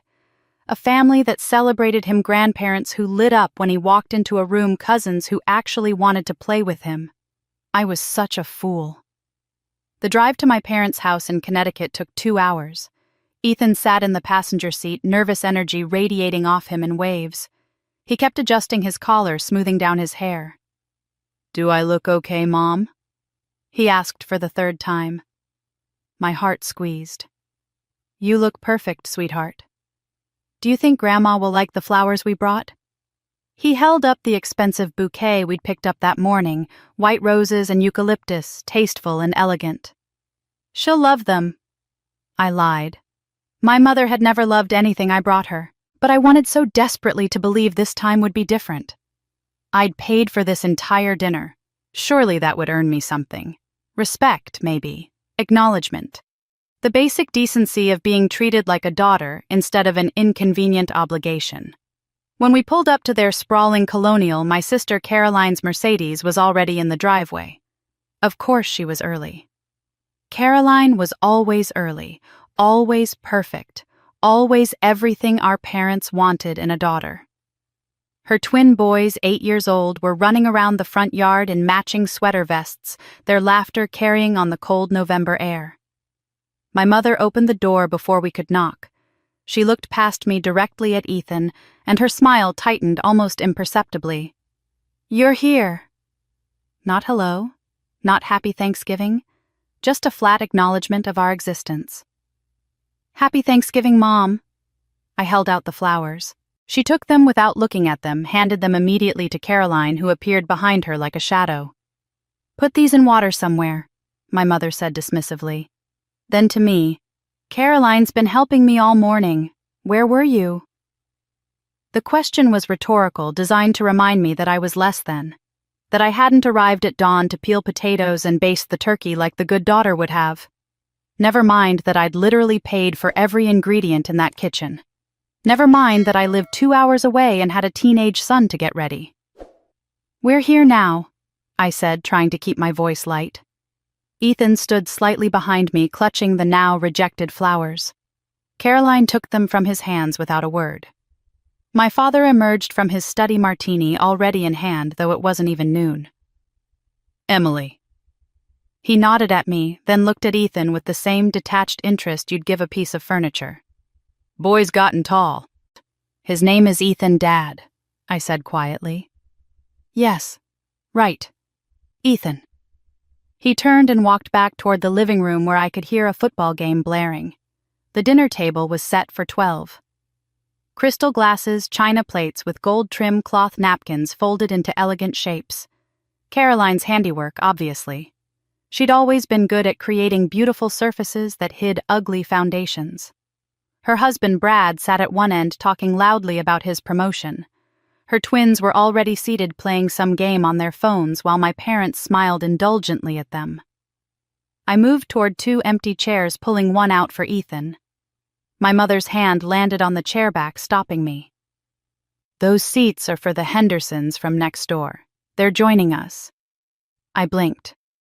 "Oh, where should we—" "There's room in the kitchen," Caroline said brightly, not looking at me. "The breakfast nook is set up." Something cold slithered down my spine. The kitchen. "Well, we didn't know you were definitely coming," my mother said, adjusting a fork that didn't need adjusting. "You never confirmed." I had confirmed, 3 times, via text, email, and phone call. But arguing would make me look crazy, make me the difficult daughter, the one who always caused problems. "Mom, It's fine," Caroline chirped. "The kitchen table is actually really cozy, and Ethan can help me bring dishes out when we need things. He's old enough to help now, right, Emily?" I looked at my son. His face had gone carefully blank, the expression he wore when he was trying not to cry. He was 13 years old, standing in his grandparents' house on Thanksgiving, being told he wasn't good enough to sit at the family table. "Actually," I started, but Ethan touched my arm. "It's okay, Mom," he whispered. "I don't mind." That's when I should have left. That's when I should have taken my son's hand and walked out and never looked back. But I didn't. Because some pathetic part of me still wanted their approval. Still wanted my mother to suddenly realize I was worth loving. Still wanted to be the daughter she'd smile at the way she smiled at Caroline. So I let them exile my son to the kitchen. I let him stand there next to the counter while we all sat down and my father carved the turkey. I let him watch through the doorway as everyone filled their plates as Caroline's boys piled their dishes high with stuffing and mashed potatoes and cranberry sauce. I let him see his grandmother laugh at something my father said, let him witness the warmth of a family meal he wasn't invited to join. And when my mother finally looked toward the kitchen and said, "Ethan, you can eat after we're finished, but first those dishes in the sink need washing," I felt something inside me crack. Not break, not yet, but crack. My son, my beautiful boy, who'd gotten up early to help me pick out flowers, who'd dressed carefully in the nice sweater I'd bought him, who'd practiced conversation topics in the car, so he wouldn't seem awkward, that boy walked to the sink with his head down and began washing dishes while his family ate Thanksgiving dinner without him. When they were finally done, when every dish was scraped clean and every glass emptied, my mother put together a plate for Ethan. Cold turkey, congealed gravy, stuffing that had been sitting out for an hour. She handed it to him without ceremony. "Here, guests eat after family." Ethan took the plate. His hands were shaking. He sat down in the corner of the kitchen, and I watched a single tear roll down his cheek as he picked up his fork. That's when everything inside me didn't just crack, it shattered completely.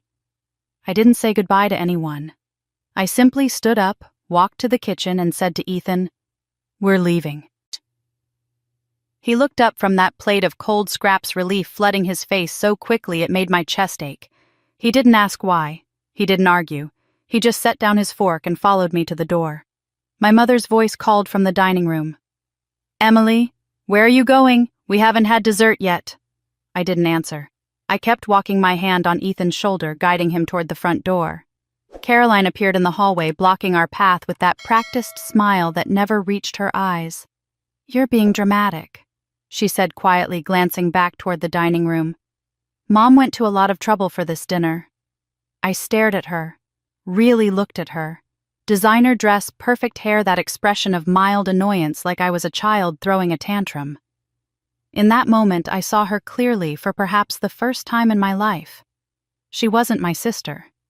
She was a stranger who happened to share my DNA, someone who'd watched my son be humiliated and felt nothing. "Get out of my way, Caroline." Something in my voice made her step aside. The November air hit us like a slap when we stepped outside. Ethan climbed into the passenger seat without a word. I started the engine, my hands steady, even though everything inside me was screaming. As I pulled out of the driveway, I saw my mother standing in the doorway, silhouetted by the warm light behind her, watching us leave with an expression I couldn't read and no longer cared to understand. The first 20 minutes of the drive passed in absolute silence. Not the comfortable quiet of two people at ease with each other, but the suffocating kind that presses down on your chest and makes it hard to breathe. I gripped the steering wheel so tightly my knuckles went white. My mind kept replaying the scene in that kitchen over and over, like a video stuck on loop. Ethan standing at the sink, soap suds on his hands, his shoulders hunched. The way my mother had handed him that plate of leftovers without meeting his eyes. The casual cruelty of it, the assumption that he deserved less, was worth less, mattered less. I glanced at Ethan. His forehead rested against the passenger window, his breath fogging the glass. The passing headlights illuminated his face in brief flashes, and in those moments I could see the tracks of dried tears on his cheeks. He wasn't crying now. He'd gone somewhere else entirely, somewhere inside himself where the pain couldn't reach him quite as sharply. I knew that place. I'd lived there for most of my childhood. The highway stretched ahead of us, empty and dark. Other families were probably still sitting around their tables, laughing, sharing stories the way Thanksgiving was supposed to be. The way I desperately wanted it to be for Ethan. The way it would never be with my family. Somewhere around mile marker 43, I realized I was crying. Silent tears that blurred the road ahead until I had to blink them away to see clearly. I didn't make a sound. I just let them fall. When we finally pulled into our driveway, the porch light I'd left on seemed obscenely cheerful. A bright yellow beacon welcoming us home to a house that suddenly felt less like a refuge and more like evidence of our isolation. Just the two of us. Always just the two of us. I turned off the engine and sat there, my hands still gripping the wheel, unable to make myself move. Ethan's voice when it came was so quiet, I almost didn't hear it. "Mom, did I do something wrong?" The question hit me like a physical blow. I turned to look at him and saw him staring down at his hands, picking at a hangnail, unable to meet my eyes. "Is that why Grandma doesn't like me? Did I say something? Or is it because Dad's gone and she blames me somehow? I just don't understand what I did." Something broke inside me then. Not the crack from earlier, but a complete shattering like glass hitting concrete. I reached across the console and pulled him to me awkwardly because of the gear shift between us, but I held him as tightly as I could. "Baby, no. No, no, no." My voice came out choked. "You did nothing wrong. Do you hear me? Nothing. This isn't about you. It was never about you." "Then why?" "Because they're broken, Ethan. They're broken people, and I was wrong to bring you there. I was wrong to think they'd ever be capable of seeing how extraordinary you are. That's on me. I did this. I brought you to people who don't deserve you." He pulled back to look at me, his eyes red-rimmed. "You wanted them to love us." The simple truth of it nearly undid me. "Yeah, I did. But some people aren't capable of love, sweetheart. Not the real kind. And I should have protected you from that. I'm so sorry." We sat there in the car for a long time, holding each other, both of us crying now. Eventually, we went inside. I told Ethan to take a hot shower and get ready for bed. He nodded, moving like someone much older than 13, and disappeared upstairs. I stood in my kitchen, the kitchen where my son should have eaten Thanksgiving dinner, and felt rage begin to replace the grief. Cold, clarifying rage. I'd spent 45 years trying to earn my parents' love. 45 years of being the invisible daughter, the disappointment, the one who never quite measured up to Caroline.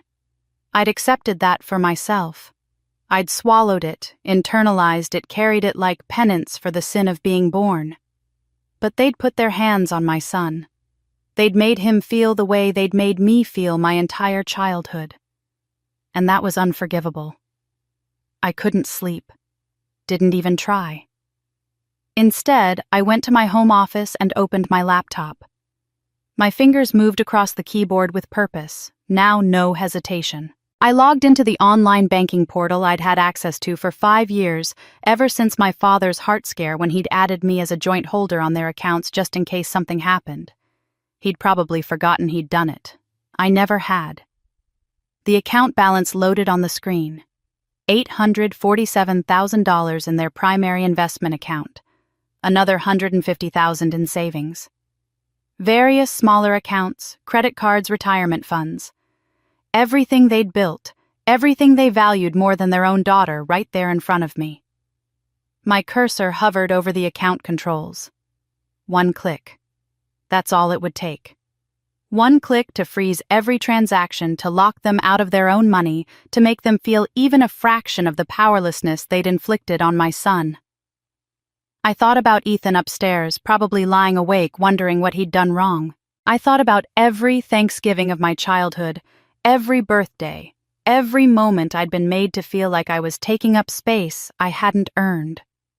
I thought about my mother's face as she handed my son that plate of garbage. I clicked the button. The screen refreshed.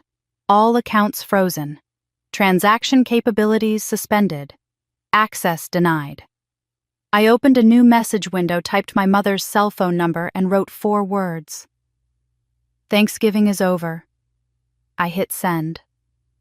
Then I closed my laptop, walked upstairs, and for the first time in 7 years, I slept without nightmares. The calls started at 6:30 the next morning. My phone vibrated on the nightstand, my mother's name flashing across the screen. I watched it ring until it went to voicemail. 2 minutes later, it rang again, and again. By noon, I had 43 missed calls and a text message thread that had devolved from terse demands into full-blown panic. "Emily, call me immediately." "What have you done? This is illegal. You will face consequences. Your father tried to pay for groceries and his card was declined at the country club. Do you understand how humiliating that was? Call me back right now." I read each message with a strange detachment, like I was reading about someone else's life. Some other daughter who'd finally found her spine. I deleted none of them. I wanted the record of their desperation, their fury, their complete inability to see past their own inconvenience to the pain they'd caused. Ethan noticed my phone buzzing constantly over breakfast. "Is that Grandma?" "Yes." "Are you going to answer?"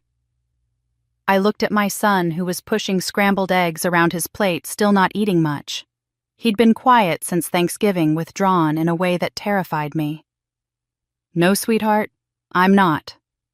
"Good," he said quietly, and went back to his eggs. By day 2, the messages had changed tone, my father's voice on voicemail gruff and commanding. "Emily, I don't know what kind of stunt you think you're pulling, but you need to fix this immediately. I have bills to pay. Your mother has appointments. This is elder abuse, and if you don't restore access by end of business today, we'll have no choice but to involve the authorities." I almost laughed. The authorities. They'd added me to those accounts legally of my own free will as a joint account holder. I hadn't stolen anything. I'd simply exercised my legal right to freeze transactions. Any lawyer would tell them they had no case, but the threat revealed how little they understood about the situation they were in.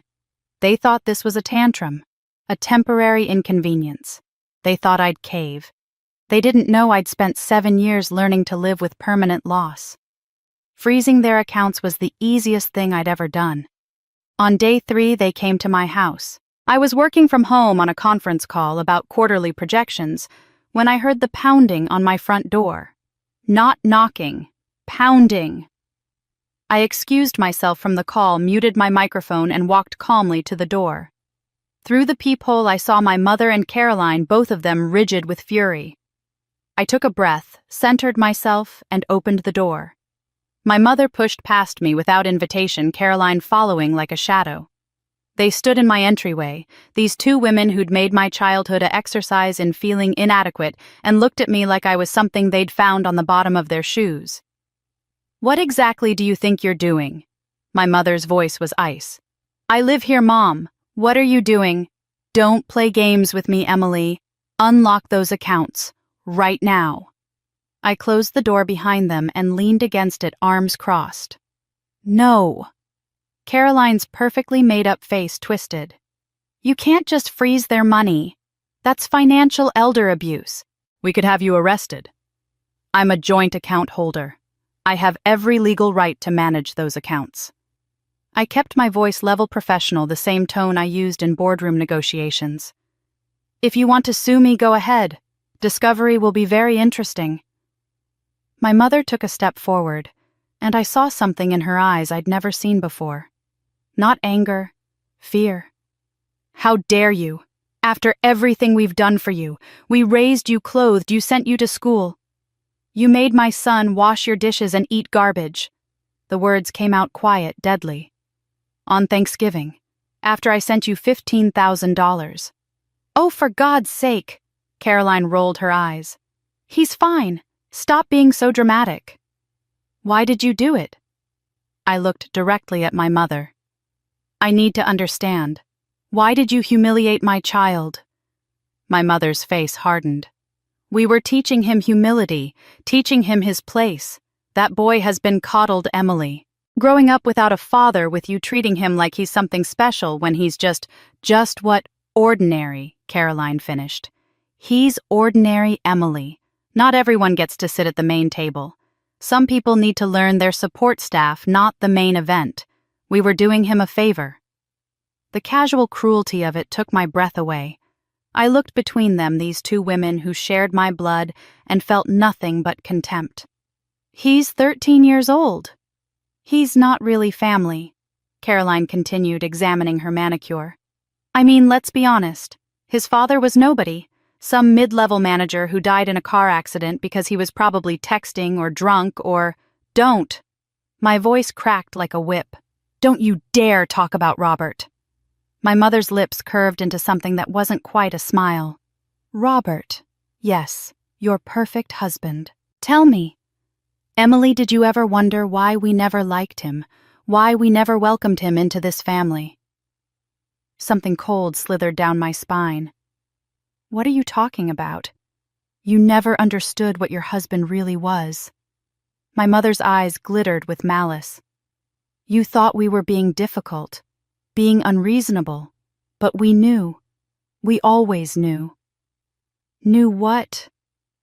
My heart was pounding now, dread pooling in my stomach. Caroline and my mother exchanged a look, some silent communication passing between them. Then my mother straightened, smoothed her coat, and headed for the door. Unlock those accounts, Emily, or you'll find out exactly what kind of man you married.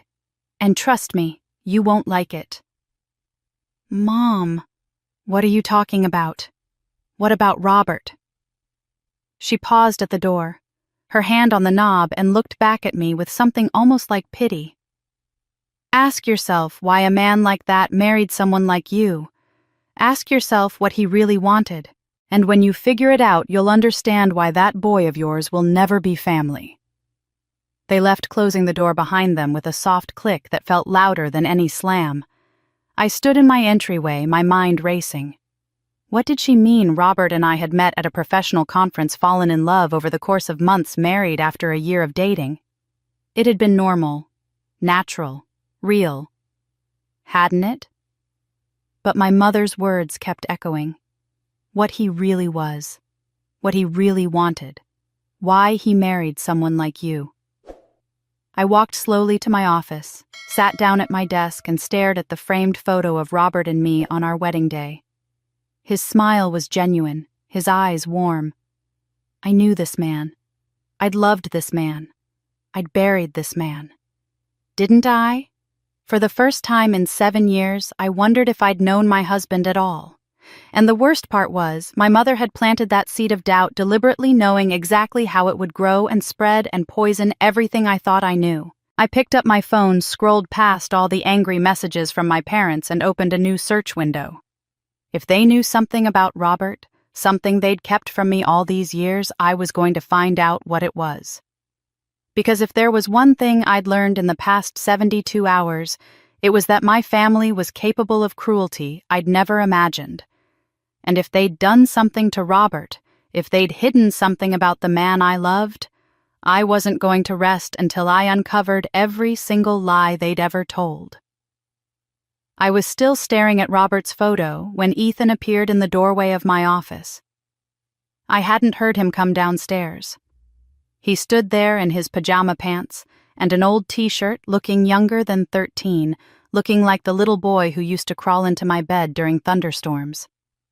Mom, can I tell you something? I set the frame down and turned to face him fully. Of course, sweetheart. Come sit. He walked over but didn't sit. Instead, he stood next to my desk, picking at the edge of his sleeve, not meeting my eyes. The body language of shame, even though he had nothing to be ashamed of. At Thanksgiving, he started, then stopped. Swallowed hard. When I was standing in the kitchen before everyone sat down to eat, Grandma came over to me. She was getting something from the refrigerator, and she leaned in close and whispered something. My stomach clenched. What did she say? She said, "You're guests here, not family. Know the difference." His voice cracked on the last word.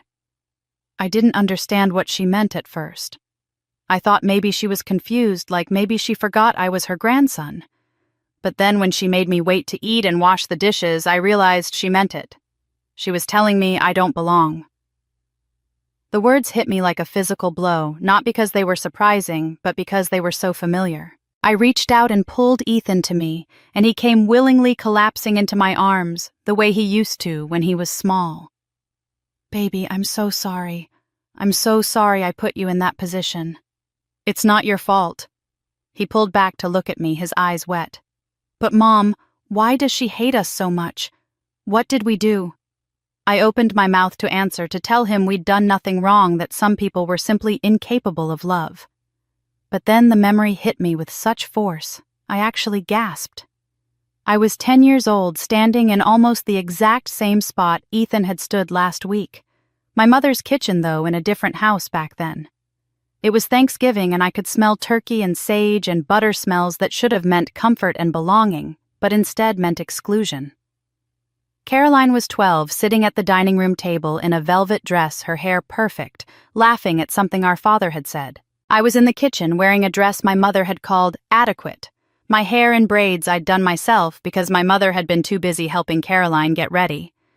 When I'd tried to sit at the table, my mother had steered me back toward the kitchen. "The adults are eating first, Emily. You can eat after." "But Caroline's eating now," I'd said, confused. "She's not an adult." My mother had looked at me with that same expression of mild annoyance I'd seen on her face last week when she looked at Ethan. "Caroline is our pride," she'd said simply. "You're our project. Projects don't sit at the main table until they're finished." I'd eaten in the kitchen that year, and the next year, and the year after that. It wasn't until I left for college that I stopped coming home for Thanksgiving at all. "Mom," Ethan's voice pulled me back to the present. "Are you okay?" She said the same thing to me. The words came out barely above a whisper. "When I was your age, almost word for word. Almost word for, 'Your guests here, not family.'" Ethan's eyes widened. "She did." I nodded, unable to speak for a moment. The realization was crushing. This wasn't new behavior triggered by something Ethan had done or some flaw in how I'd raised him. This was a pattern, a script my mother had been following for decades. She'd made me feel worthless, and now she was doing the same thing to my son. The cycle was repeating itself with brutal precision. "Wait here," I said, suddenly standing up. "I need to show you something." I went to the hall closet where I kept boxes of old photos and documents I'd been meaning to organize for years. I pulled down a box labeled Childhood and brought it back to my office. Ethan watched as I opened it and started pulling out photo albums. The first album was from various Thanksgivings and Christmases. I opened it and started flipping through pages. There was Caroline front and center in almost every shot, smiling at the camera. And there at the edge of the frame, sometimes partially cut off, was me. A blur of brown hair, a shoulder, half a face. In some photos, I'd been cropped out entirely, like I was an imperfection that needed editing. "Is that you?" Ethan pointed at a picture where I was barely visible behind Caroline's shoulder. "That's me." We went through album after album. The pattern was consistent. Caroline centered, celebrated, captured in perfect light. Me relegated to edges and corners or absent altogether.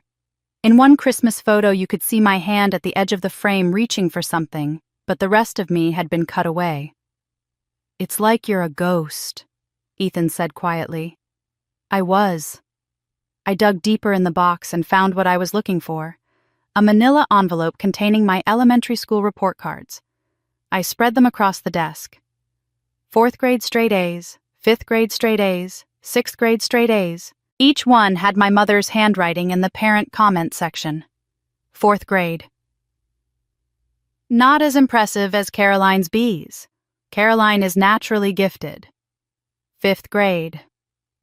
Emily tries hard but lacks Caroline's innate intelligence. 6th grade. Adequate effort. Caroline continues to excel without trying. I watched Ethan read the comments, saw his face shift from confusion to anger to something deeper, sadder. Understanding. You got all A's, and she still said Caroline was better. Caroline got B's and C's all through school, I said.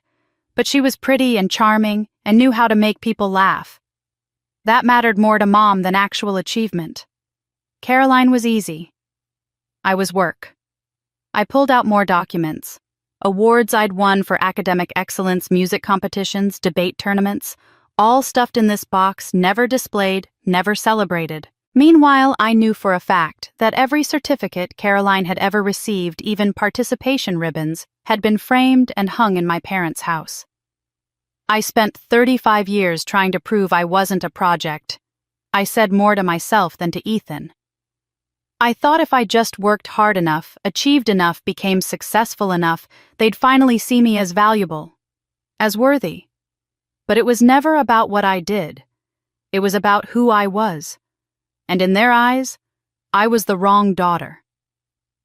Ethan was quiet for a long moment, processing. Then he said something that nearly broke me. Is that going to happen to me? Am I going to spend my whole life trying to prove I'm good enough? I grabbed his face in both hands, forcing him to look at me. No, absolutely not, because I'm ending this right now. You're not going to grow up the way I did. You're not going to spend decades hoping for love from people who aren't capable of giving it. I should have protected you from them, and I failed, but I won't fail again. I gathered all the photos, all the report cards, all the evidence of a childhood spent being erased, and I looked at it with clear eyes for the first time. My parents hadn't suddenly changed. They hadn't become cruel in their old age. They'd always been this way. I'd just spent so long pretending otherwise, making excuses, telling myself every family had problems, that I'd normalized the abnormal. But seeing them do to Ethan what they'd done to me, seeing the pattern repeat itself with such precision, had shattered the illusion completely. They weren't going to change. They weren't capable of change. And more importantly, I didn't need them to. I looked at my son, at this beautiful boy who deserved so much better than the scraps of affection I'd been willing to accept my entire life, and I made a promise. Not just to end the cycle, but to burn it down completely. To make sure he understood bone deep that he was loved and valued exactly as he was. My parents hadn't suddenly become monsters. I had simply stopped pretending they were capable of love. After Ethan went to bed that night, I sat at my desk and stared at my laptop screen. The conversation with my mother kept playing in my mind. Her cryptic words about Robert, the insinuation that there was something I didn't know, something they'd hidden from me. It felt like manipulation, another way to hurt me, to make me doubt the one relationship in my life that had been genuinely good. But what if it wasn't just manipulation? What if there was something real buried in those accounts I'd frozen? I was a financial analyst. I'd spent 20 years auditing corporate accounts, finding discrepancies, tracking money trails that people thought they'd hidden. If there was something wrong with my parents' finances, if they'd been lying about more than just their treatment of me, I would find it. I logged back into their investment account and started from the beginning. This time, I wasn't just freezing transactions. I was looking for patterns, anomalies, anything that didn't fit the normal profile of retirees living off investment income and Social Security.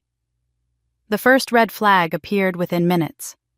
A withdrawal from last March for $42,000 authorized with a signature that looked like my father's, but with pressure points that were slightly off. I'd seen enough forged signatures in my career to recognize the telltale signs. Someone had traced his signature, probably from another document, but hadn't quite matched the natural flow of his handwriting. I pulled up more withdrawals.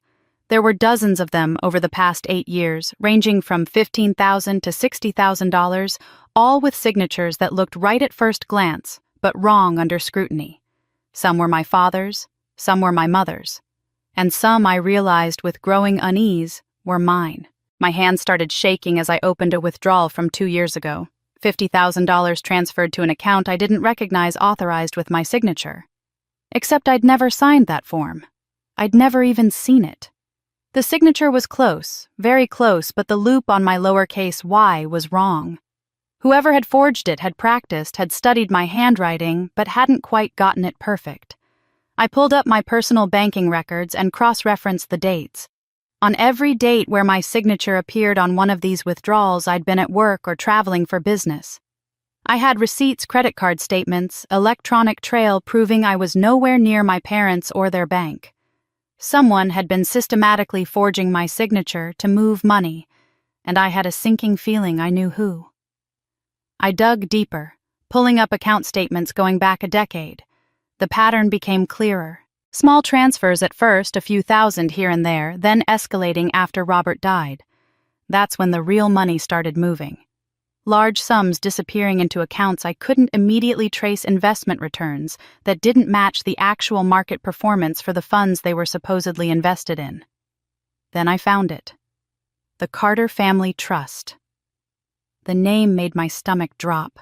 It sounded official, like something a family might legitimately establish for estate planning. But I'd never heard of it. In all my years of being involved, however peripherally, in my parents' financial affairs, no one had ever mentioned a family trust. I pulled up the transaction history. Every month for the past 8 years, like clockwork, $5,000 had been transferred from my parents' investment account into this trust. $60,000 a year. Nearly $500,000 total. The memo line on each transfer read simply, "Family support." I searched for the trust registration documents in the account files. When I found them, my blood ran cold. The trust had been established in March 8 years ago, 3 months after Robert's funeral. The same month my parents had suddenly announced they were buying a luxury condo in Florida, a purchase that had surprised me at the time because I knew they didn't have that kind of liquidity. The same month Caroline had called to tell me about her big promotion at work, though she'd been vague about the details. The beneficiary listed on the trust documents was E. Carter. At first glance, anyone would assume that meant Emily Carter. Me. But when I pulled up the actual distribution records, the money wasn't going to me. It was going to an account I'd never seen before, an account that, according to the routing number, was held at a small bank in Caroline's town. I sat back, my mind racing. Someone had set up a trust in my name, or using my initial at least, and had been funneling money into it for 8 years. Money that should have been my parents' retirement funds. Money they were now panicking about losing access to, not because they needed it for living expenses, but because they needed it to keep funding this mysterious trust. I pulled up the signature card for the trust authorization. The document required 2 signatures, the account holder establishing the trust, and a witness. My father's signature was there, shaky but recognizable. And next to it in the witness line was another signature. I enlarged the image on my screen, studying every loop and curve. The handwriting was elegant, controlled, the kind of penmanship my mother had always prided herself on. She'd taken calligraphy classes in her 20s and had never missed an opportunity to comment on other people's childish scrawl. This was definitely her handwriting, but the name signed wasn't hers. It was mine. Someone had signed my name in my mother's distinctive handwriting, authorizing the establishment of a trust that I knew nothing about. A trust that had been draining my parents' accounts for 8 years, funneling money to God knows where for God knows what purpose. I pulled up more documents, my hands moving faster now, clicking through files with increasing urgency. Transfer authorizations, distribution records, account modifications. My forged signature appeared again and again, always in that same careful handwriting that was trying so hard to look like mine, but carried the unmistakable characteristics of my mother's style. She'd been signing my name to financial documents for years, using me as a cover for transactions I'd never approved, making it look like I was the one moving money around, establishing trusts, authorizing transfers. If anyone ever investigated, if there were ever questions about where the money had gone, all the documentation would point to me. I was the fall guy for my own family's financial crimes, and I hadn't even known it. The dates swirled in my head, forming a timeline that made my skin crawl. 3 months after Robert died. That's when this had started. That's when the money had begun flowing out of my parents' accounts and into this mysterious trust.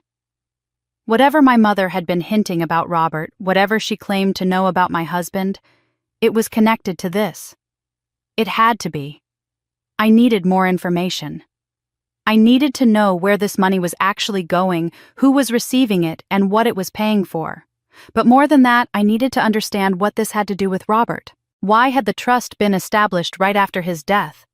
Why had my mother looked at me with such knowing malice when she'd mentioned him? I pulled out my phone and took photos of every document, every forged signature, every suspicious transaction. Evidence. I was building a case, though I wasn't sure yet what I was going to do with it. Part of me wanted to call the police immediately, report the forgery, burn down everything my parents had built with their lies. But another part of me, the part that had learned to be strategic and careful in my years analyzing corporate fraud, knew I needed to understand the full scope of what I was dealing with before I made any moves. I saved all the documents to an encrypted drive and backed them up to a secure cloud service. Whatever happened next, whatever I discovered about my family and my husband and this web of deceit that seemed to connect them all, I was going to make sure there was a record. A trail that couldn't be erased or explained away or blamed on misunderstandings. My mother had forged my signature. She'd used my name, my identity, to move money and establish accounts and create a financial structure I knew nothing about. She'd done it in her own handwriting, so confident I'd never look, so certain I'd never question. She'd been right for 8 years. But she wasn't right anymore. The forged signatures haunted me for 2 days. I kept staring at the documents, at my mother's elegant loops pretending to be mine, and I kept asking myself what else they'd lied about. If they'd been stealing from their own accounts using my name, if they'd been running some kind of financial scheme for 8 years, what else had they done? How far back did the deception go? On Friday morning, I got my answer in the form of a phone call from my father's assistant. He and my mother had an appointment at the bank at 10 o'clock to try to sort out the frozen accounts. She mentioned it casually, probably thinking I'd want to know they were taking action against me. What she didn't realize was that she'd just told me exactly when their house would be empty. I called in sick to work, dropped Ethan at school, and drove to my parents' house in Connecticut. My hands were steady on the wheel this time. No tears, no hesitation. I was done being the daughter who waited for crumbs of affection. I was going to find out what they'd taken from me. The house key was still under the 3rd flower pot on the back porch, same place it had been for 20 years. My mother believed in tradition, even in hiding places. I let myself in through the kitchen door and stood for a moment in the silence, listening to make sure I was truly alone. The house smelled like furniture polish, and my mother's expensive perfume scents that used to mean home but now just meant territory I was invading. I went straight for the attic. If they were hiding something old and potentially incriminating, that's where it would be. My mother kept the 1st floor immaculate for visitors. The basement was my father's workshop, but the attic was where the past got stored and forgotten. The pull-down stairs creaked as I climbed up into the dusty darkness. I found the light switch and surveyed the space. Boxes everywhere labeled in my mother's precise handwriting. Christmas decorations, Caroline's achievements, tax records, and there in the far corner, half hidden behind a rack of my mother's old fur coats, was a box labeled simply, Emily, College. My heart started pounding. I'd never seen this box before. I pulled it out from behind the coats and was surprised by how heavy it was. The cardboard was old, the tape yellowed and brittle. I peeled it back carefully and opened the lid. The first thing I saw was an envelope, thick and official-looking, with a Stanford University return address. My hands started shaking as I picked it up. The postmark was dated April of my senior year of high school 25 years ago. The envelope had been opened, but barely, like someone had sliced it just enough to read the contents, and then tried to seal it again. I pulled out the letter inside. The words blurred at first, then came into sharp focus. Congratulations, Emily Carter. We are pleased to inform you of your acceptance to Stanford University's class of 2000. Furthermore, we are delighted to offer you the President's Scholarship, a full 4-year academic scholarship covering tuition, room, and board. I read it 3 times, 4 times. The paper crinkled in my grip. I'd applied to Stanford. I remembered that. But my mother had told me I'd been rejected, that my scores weren't high enough, that I should be realistic about my options. She'd suggested community college, said it was more practical, more affordable. And I'd believed her because why wouldn't I? She was my mother. But I hadn't been rejected. I'd been accepted, with a full scholarship. I dug deeper into the box, pulling out more envelopes. 5 other schools, all acceptances. UCLA, Berkeley, Northwestern, Boston University. Every school I'd applied to had said yes, and I'd never seen a single one of these letters. Underneath the acceptance letters were other documents that made my stomach turn. Recommendation letters from Mr. Henderson, my English teacher who'd believed in me, who'd told me I had real potential. 3 beautifully written letters, each one addressed to a different university, each one singing my praises. But someone had crossed out the school names on 2 of them and written in new addresses. Community colleges. The same community colleges Caroline had applied to. I found my SAT score report next. 1480 out of 1600. I'd known I'd done well, but I'd never seen the official report. My mother had insisted on handling all the mail related to college applications, said it was too stressful for me to deal with. Next to my score report was a photocopy of the same document, but with Caroline's name typed in where mine had been. Someone had literally cut and pasted back before everything was digital, creating false documentation of scores Caroline had never earned. The next document made me physically sick. Scholarship checks made out to Emily Carter from Stanford University. 3 of them quarterly disbursements for that first year I should have attended. Each one had been endorsed on the back, deposited into an account at a bank I didn't use. The handwriting on the endorsement was my mother's, that same elegant script that had signed my name to the trust documents. I sat back on my heels, surrounded by evidence of a theft so massive I could barely comprehend it. They hadn't just hidden my acceptance letters, they'd actively stolen my future piece by piece. They'd taken my scores and given them to Caroline. They'd taken my recommendation letters and redirected them. They'd taken my scholarship money and deposited it into accounts they controlled.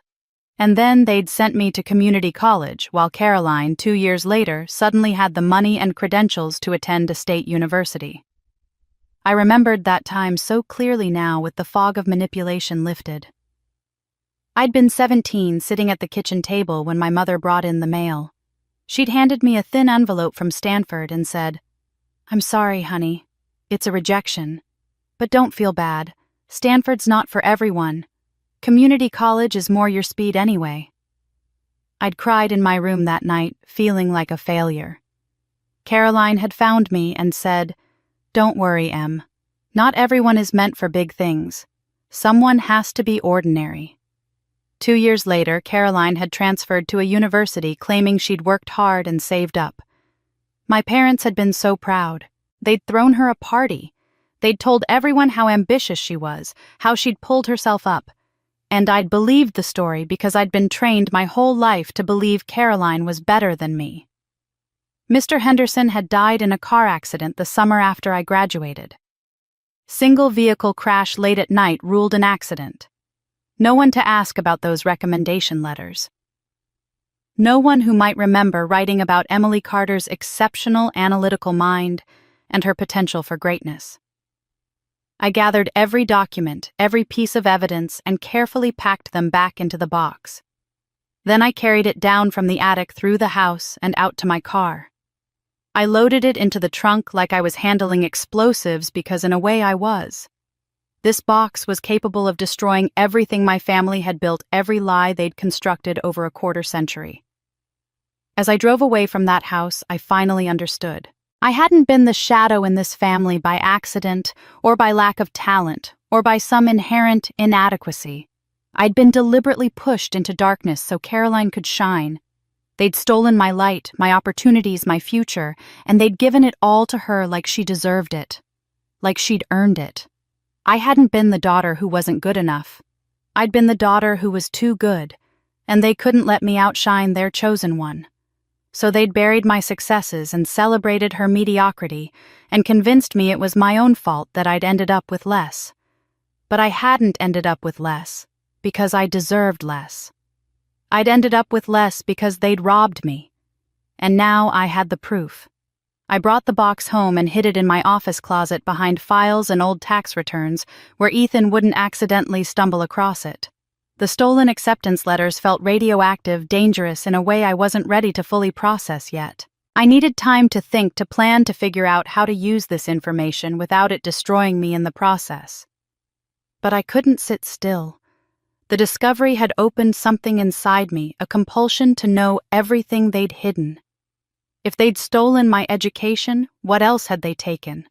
What other lies were buried in boxes and files and convenient accidents?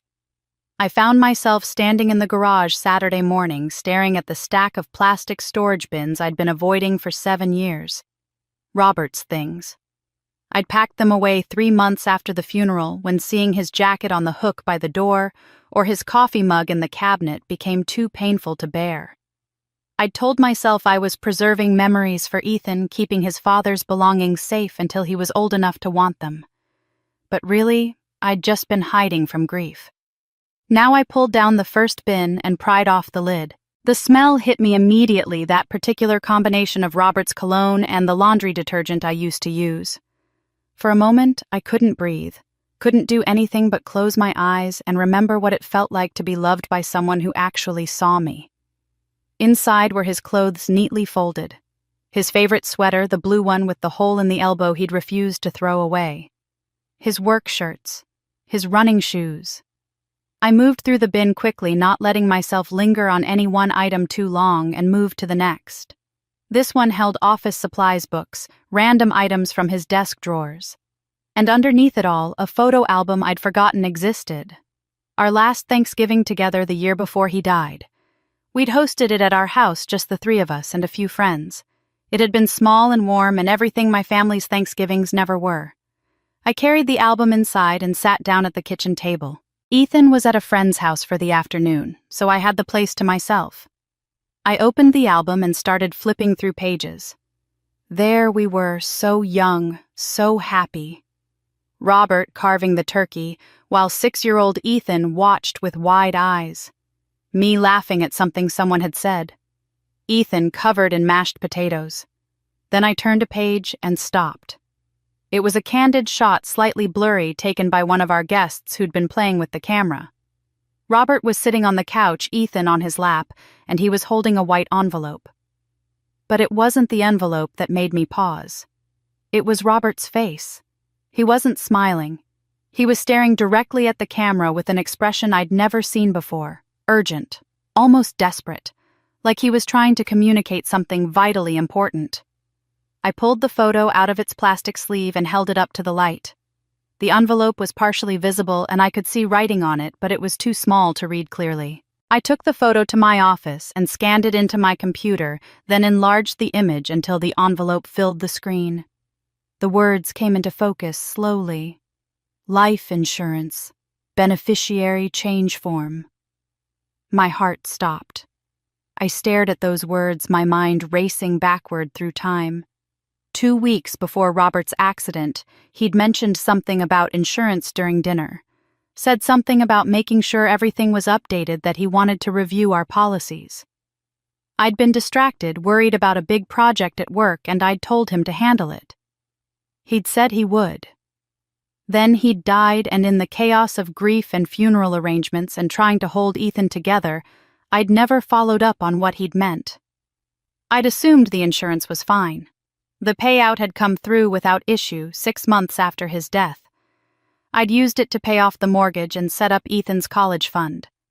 I'd never questioned where it came from or who'd filed the claim. I'd been too broken to think about logistics.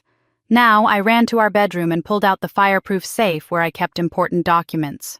Birth certificates, social security cards, the deed to the house. And there, in a manila folder, Robert's life insurance policy. I pulled it out with shaking hands and flipped to the beneficiary page. The primary beneficiary listed wasn't me. It was Caroline Carter. I read it 3 times, certain I was misunderstanding. But no, there it was in black and white. Caroline was listed as the primary beneficiary of Robert's $500,000 life insurance policy. I was listed as secondary, which meant I'd only receive the payout if Caroline was dead or declined it. But I had received the money. I'd used it to pay off our house, which meant either Caroline had declined it or something else had happened. I looked at the signature line.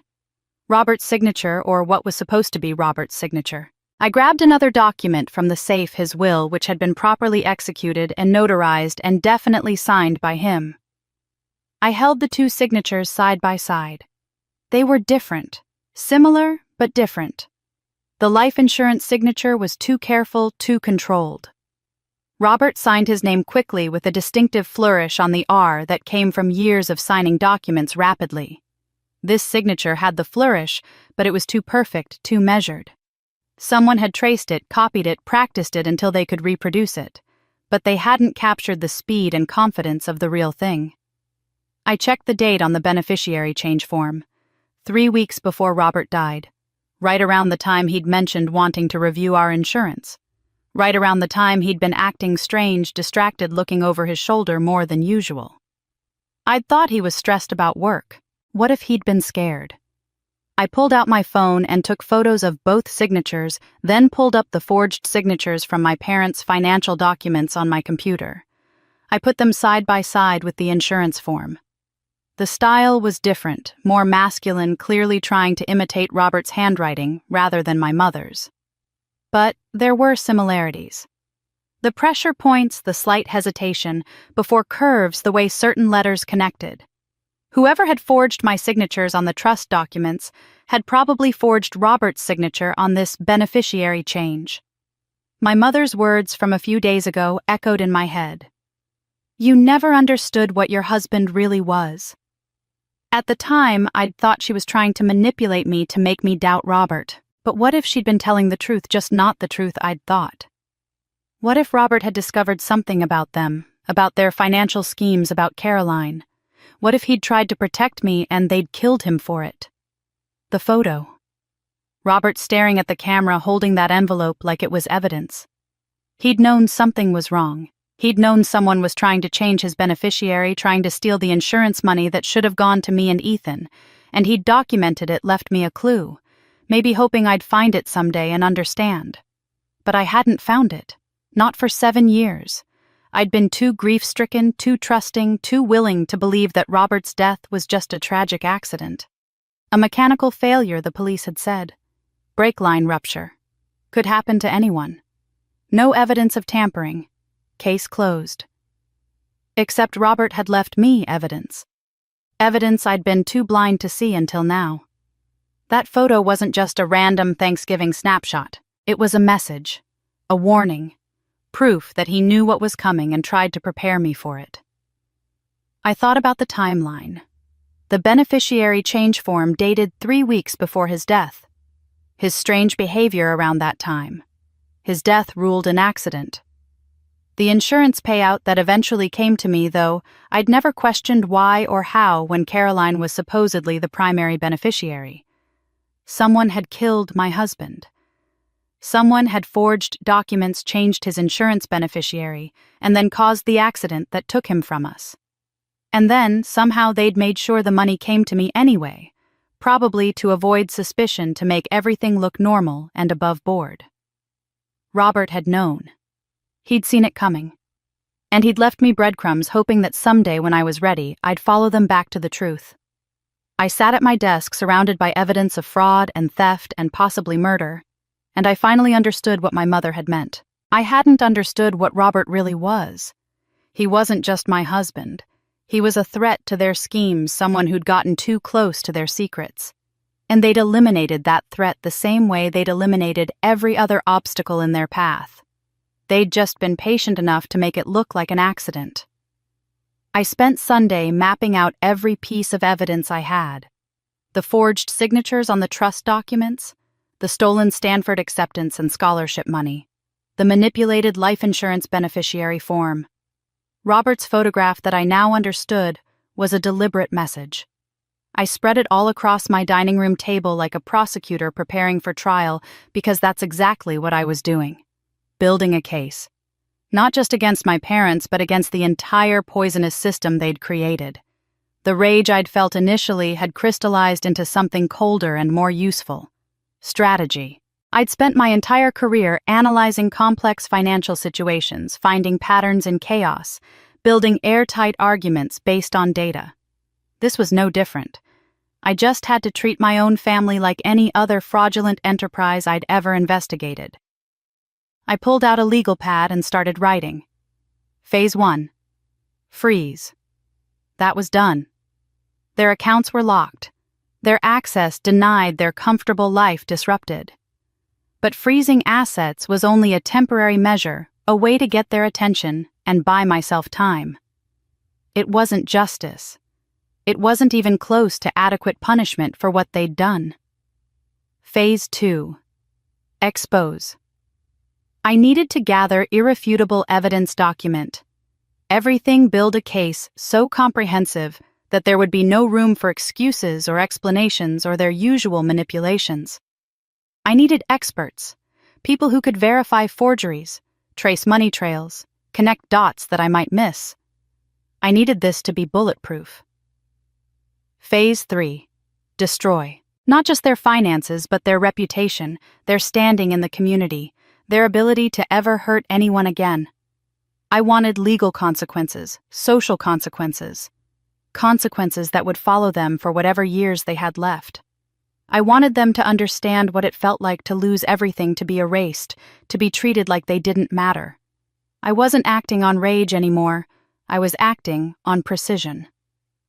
Monday morning, I made my first call. Robertson had been a colleague years ago when I'd worked at a larger firm. He'd left to start his own forensic accounting practice specializing in tracking down hidden assets and financial fraud. We'd stayed in touch casually the way former coworkers do, and I'd done him a favor once, connecting him with a client that had turned into a major contract. He'd told me at the time that he owed me one. I was calling in that favor. "Emily Carter," he said, when he answered, his voice warm with recognition. "It's been too long. How are you?" "I need your help," I said without preamble. "I have a case of identity theft, forged signatures, and possible insurance fraud. It's personal, very personal, and I need someone I can trust." There was a pause, then his tone shifted to professional. "Tell me what you've got." I spent an hour walking him through everything. The trust documents with my forged signatures, the pattern of withdrawals, the insurance beneficiary change on Robert's policy. He listened without interrupting, and I could hear him taking notes. "This is substantial," he said finally. "And you're sure about the forgeries?" "I'm sure. I have documentation. I can send you everything digitally." "Do that. I'll need to examine the originals at some point, but scans will get me started." He paused. "Emily, if this is what you think it is, if your family has been systematically defrauding accounts and forging documents for years, we're talking serious criminal charges. Are you prepared for that?" "I'm counting on it," I said. My second call was to Linda Chen. I'd never met Linda in person, but I'd been following her work for years. She was an investigative journalist who specialized in exposing family financial crimes, elder abuse, inheritance theft. Her articles had led to multiple arrests and convictions. She had a reputation for being thorough, ethical, and absolutely relentless once she caught the scent of a story. I found her email on her website and sent a carefully worded message. "I have documentation of a multi-decade financial fraud scheme involving forged signatures, stolen educational opportunities, and potentially a staged accident that resulted in death. The perpetrators are my own family. I'm willing to go on record. Are you interested?" She responded within 2 hours. "Very interested. Can we talk today?" We set up a call for that evening. I walked her through the same information I'd given Robertson, but this time I focused more on the human story. The stolen Stanford acceptance. The years of being told I wasn't good enough. Ethan standing in the kitchen on Thanksgiving washing dishes while his cousins laughed in the next room. The pattern of erasure and theft that had spanned my entire life. "This is bigger than financial fraud," Linda said when I finished. "This is systematic psychological abuse paired with identity theft and possible homicide. Do you have any idea why they targeted you specifically? Why not just write you out of their lives entirely? Control," I said immediately. If they'd cut me off completely, I might have succeeded anyway. I might have built something they couldn't take credit for. This way, they kept me close enough to steal from, but distant enough to keep me small. I was useful to them as a scapegoat, as someone they could blame if things went wrong. "And your husband? What do you think he discovered?" "I think he found out about the money. The trust, probably. Maybe he was helping me with finances and saw something that didn't add up. Robert was detail-oriented. He would have noticed irregularities." Linda was quiet for a moment. "I'll need to verify everything independently. But if what you're telling me holds up, this is going to be a major story. Are you prepared for that? For the publicity, the questions, the possibility that your family will try to destroy your credibility? They already destroyed my credibility, I said. They've been doing it since I was born. The difference now is that I have proof. We talked for another 30 minutes about logistics timelines, what documents she'd need to see. By the time we hung up, I felt lighter somehow. I wasn't alone in this anymore. I had allies, professionals who believed me and were willing to help expose the truth. Over the next week, I barely slept. I spent every evening after Ethan went to bed organizing documents, scanning files, creating detailed timelines of every suspicious transaction and forged signature. Robertson sent me lists of additional documentation he needed. Linda sent follow-up questions that made me dig deeper. Remember more connect pieces I'd missed.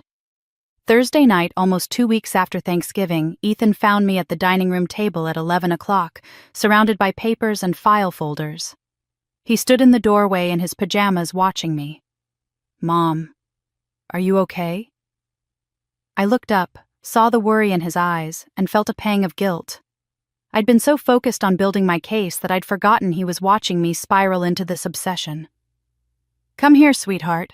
I pushed the papers aside and held out my arms. He came over and I hugged him tightly. "I'm making sure no one ever treats you like that again. That's all. I'm fixing things." He pulled back to look at me, and his expression was far too serious for a 13-year-old. "But who's making sure you're okay?" The question hit me harder than I expected. "I'm fine, baby. I promise." "You're not fine. You're not sleeping. You barely eat. You're doing the same thing you did after Dad died, where you just kind of disappear into your head and forget that I'm here." Tears stung my eyes. "I'm sorry. You're right. I've been so focused on this that I forgot the most important thing is making sure you feel safe and loved. That's my job, not revenge." "Is that what this is, revenge?" I thought about lying, about softening it into something more palatable. But Ethan deserved honesty. "Yes, and justice, and making sure the truth comes out so it can't hurt anyone else." He nodded slowly, processing. "Okay, but Mom, can the revenge maybe happen during work hours? Because I kind of need you at night." I laughed a real laugh for the first time in weeks and pulled him close again. "Deal. Work hours only." That night after Ethan went back to bed, I looked at the papers spread across my table and made a decision. I would pursue this, but I wouldn't let it consume me. I wouldn't become so focused on destroying them that I forgot to live, because that's what they'd want. That's how they'd win. Step 1 was done. The accounts stayed frozen, and my parents' calls had finally stopped coming. They'd gone quiet, probably consulting lawyers, probably trying to figure out how to fight back. Let them try. Step 2 would burn their reputation to ashes, but I'd do it methodically, carefully, without sacrificing my own sanity or my relationship with my son in the process.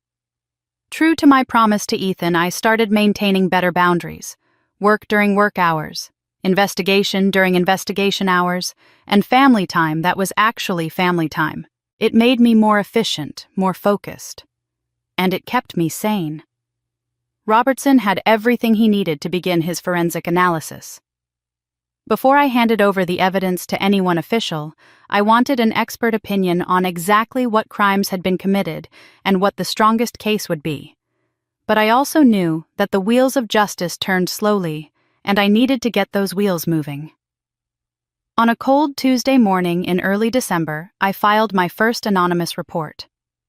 The IRS has a whistleblower program for reporting tax fraud, and the Carter Family Trust looked highly suspicious from a tax perspective. Money flowing in from my parents' accounts supposedly going to me as beneficiary, but actually ending up in accounts I didn't control and never reported as income. That was tax evasion at minimum, possibly money laundering depending on where the funds ultimately ended up. I filled out the form methodically, attaching scanned documentation, providing account numbers and dates, and a detailed narrative of what I'd discovered. I filed it anonymously through their online portal, knowing it would trigger an investigation that could take months or even years. But it would happen. The IRS didn't ignore well-documented claims of tax fraud, especially when someone provided them with a roadmap to follow. The next day, I filed a separate report with the State Insurance Fraud Division. This one was trickier because it involved Robert's death, and I knew once I filed it, there would be no taking it back. The insurance company would investigate. Police might reopen the accident case. Everything would become official and unstoppable. I attached copies of the forged beneficiary change form, Robert's actual signature for comparison, the photograph of him holding the envelope, and a timeline showing the suspicious timing of everything. Then I submitted it also anonymously and felt something shift inside me. The process had begun. I'd set events in motion that I could no longer control. It felt terrifying and liberating in equal measure. Linda Chen called me on Thursday evening just as I was cleaning up from dinner. "I've been digging into your father's financial history," she said without preamble. "Going back decades looking at tax returns, property records, legal documents. And I found something interesting." I put the phone on speaker and set it on the counter while I dried dishes. "What did you find?" "A name that appears repeatedly in various estate documents and financial records going back 40 years. Margaret Holloway. Your father has been making monthly payments to her since 1985. Always the same amount adjusted for inflation over the years. Currently $1,500 a month every month like clockwork." My hands stilled on the dish I was drying. "Who is she?" "That's what I'm trying to figure out. The payments are labeled as family support in the records, but there's no indication of what the relationship is. I thought maybe an aunt or a dependent of some kind, but I can't find any public records connecting a Margaret Holloway to your family." "Could she be blackmailing him?" "Possible. Or she could be someone he had an obligation to support for some reason. The payments started in 1985. Does that year mean anything to you?" I thought back. "That's the year before I was born. My parents got married in 1984. "Interesting timing. I'll keep digging, but I thought you should know. There's another person in this story we haven't accounted for yet." After we hung up, I couldn't shake the name. Margaret Holloway. It meant nothing to me, but Linda was right. 40 years of monthly payments meant something significant. People didn't send money to strangers for 4 decades out of generosity. That night, after Ethan went to bed, I did something impulsive. I ordered an ancestral DNA test from one of those genealogy websites. I'd always been vaguely curious about my ethnic background, but my real motivation now was different. If Margaret Holloway was connected to my family, if she was important enough that my father had been supporting her for 40 years, maybe she'd show up in my DNA matches. It was a long shot, but I'd learned that long shots sometimes paid off. The kit arrived 5 days later. I swabbed my cheek, sealed the sample, and sent it back. Then I waited, trying not to obsess over it, trying to focus on work and Ethan and the evidence Robertson was analyzing.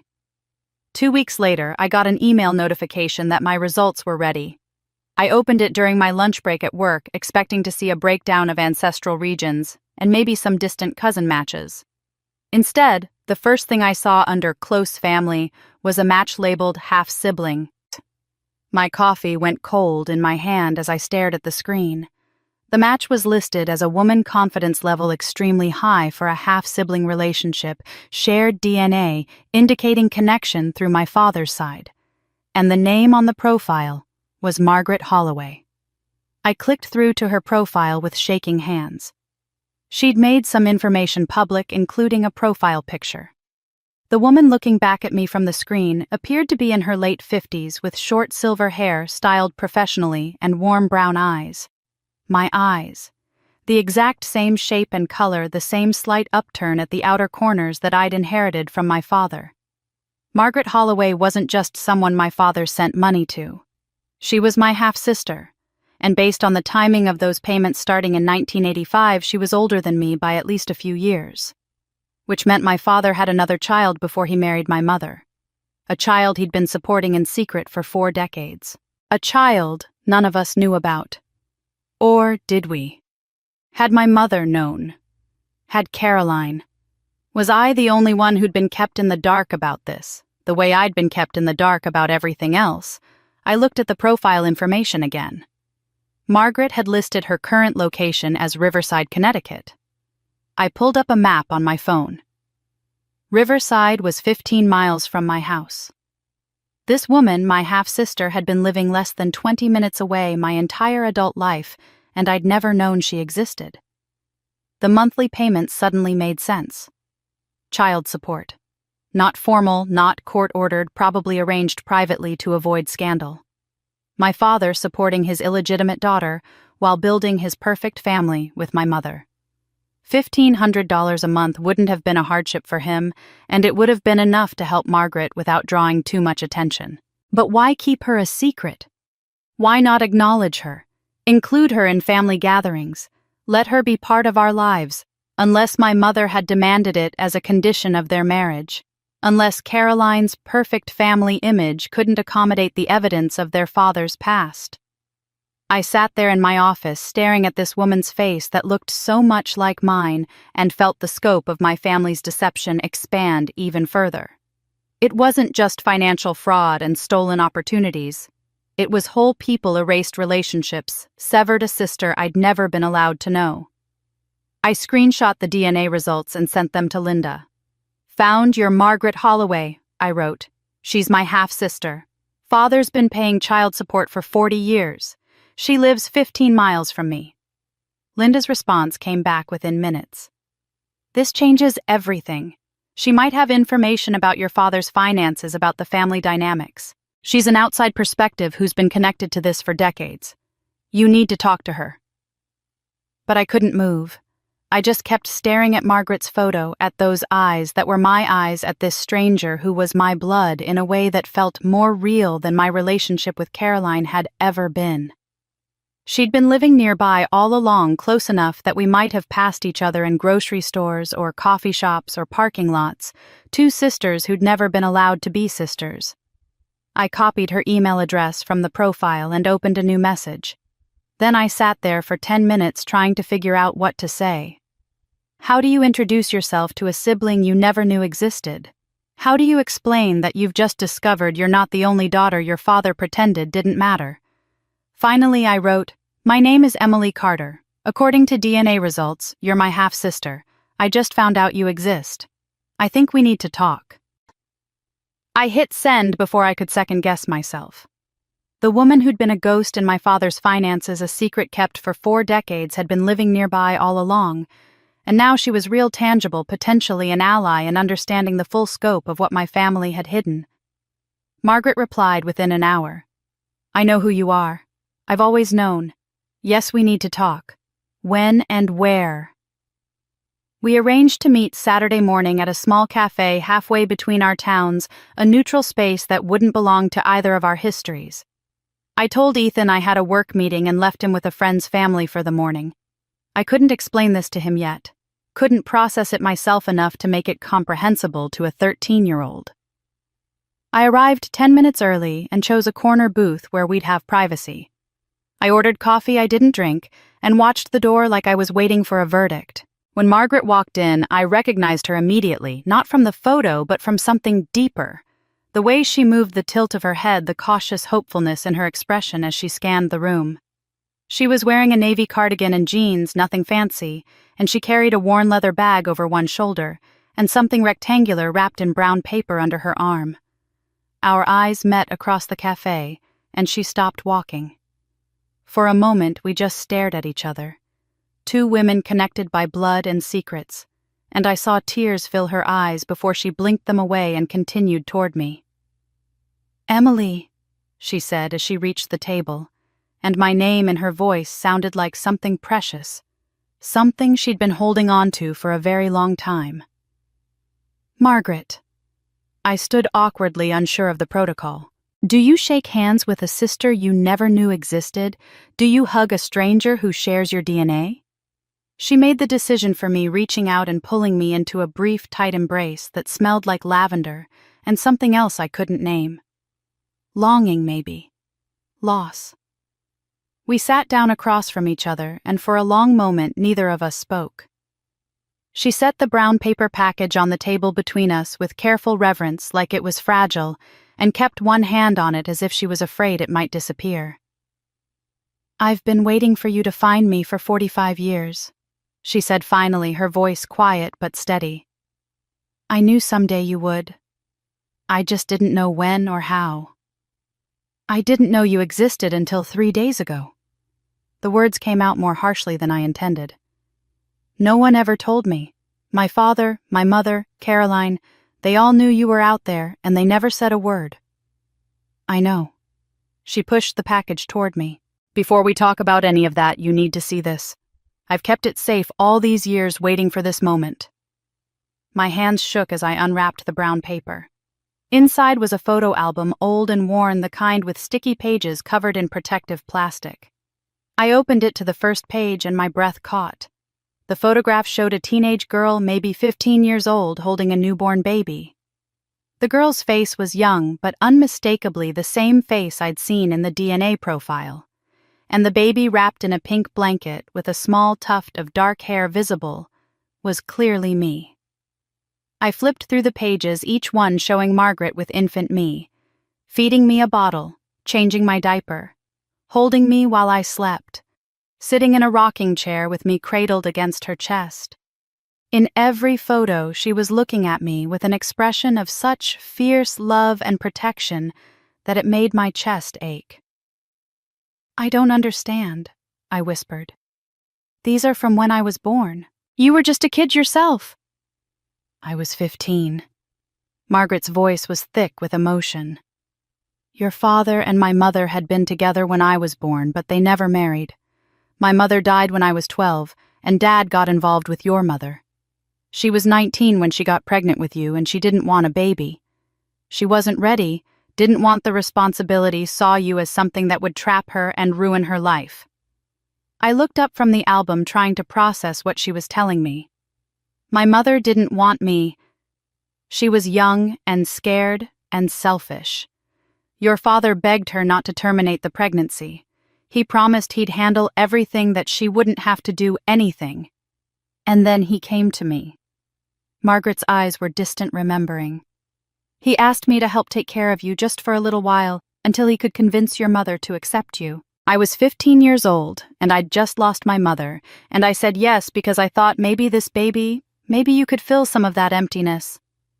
She reached across the table and touched the album gently.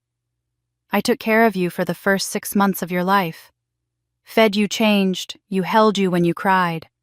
Your father brought me formula and diapers and paid me a little money, but I didn't do it for the money. I did it because you were my sister, and I loved you the moment I saw you. Tears were streaming down my face now. What happened? Why did you give me up? Your mother agreed to marry your father on one condition. She'd keep you and play the role of devoted mother, but only if Dad cut all ties with me. She saw me as evidence of his past, a reminder that he'd had a whole life before her, and she couldn't stand that. So she demanded he choose marriage and legitimacy and the appearance of a perfect family, or his older daughter who nobody knew about. And he chose her. It wasn't a question. He chose the easier path, the socially acceptable path. He set up the monthly payments to support me, made sure I'd be financially okay, but I was never allowed to contact you, never allowed to be part of your life. When they took you back, you were 6 months old. You'd just started smiling, just started reaching for things. And I had to hand you over to a woman who looked at you like you were an obligation she'd been forced to accept. I couldn't speak. I could barely breathe. The photos in front of me showed a love I'd spent my entire life searching for from the woman who'd given birth to me. And it had been there all along, in the arms of a 15-year-old girl who'd been erased from my history.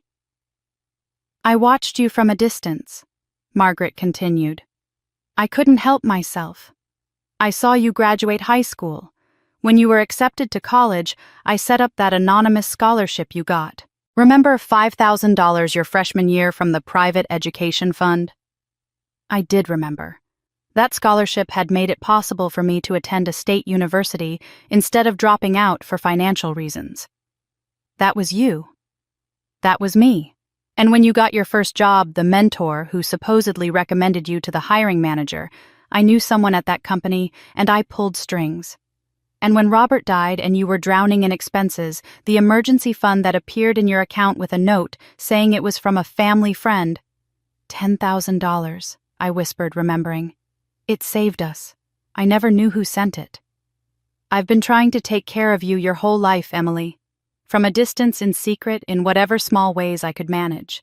Because even though I had no legal right to you, even though your mother made sure I could never be your sister openly, I never stopped being the person who held you when you were tiny and helpless. I never stopped loving you.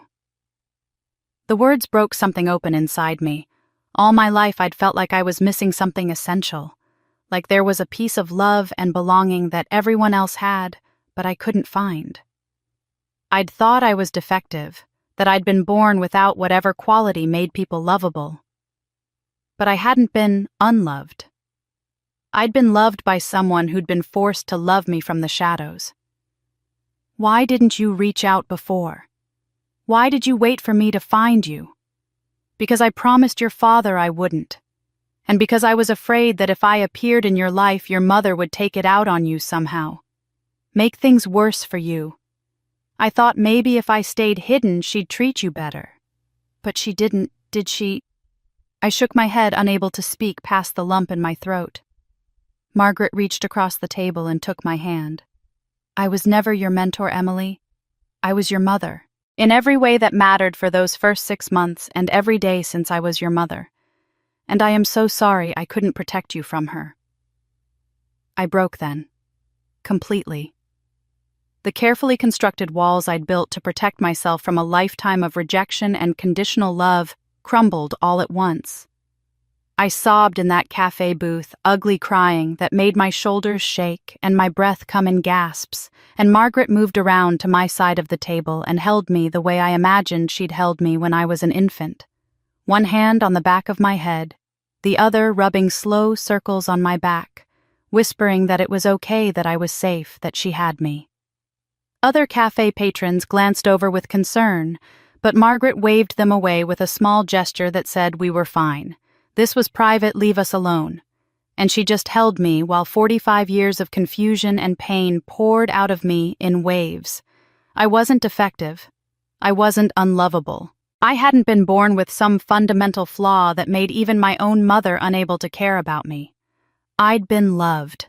Genuinely, fiercely loved. Just not by the person who was supposed to love me. And the person who had loved me had been erased, hidden away, threatened into silence by a woman who viewed children as possessions to be controlled, rather than people to be cherished. I thought it was me, I choked out between sobs.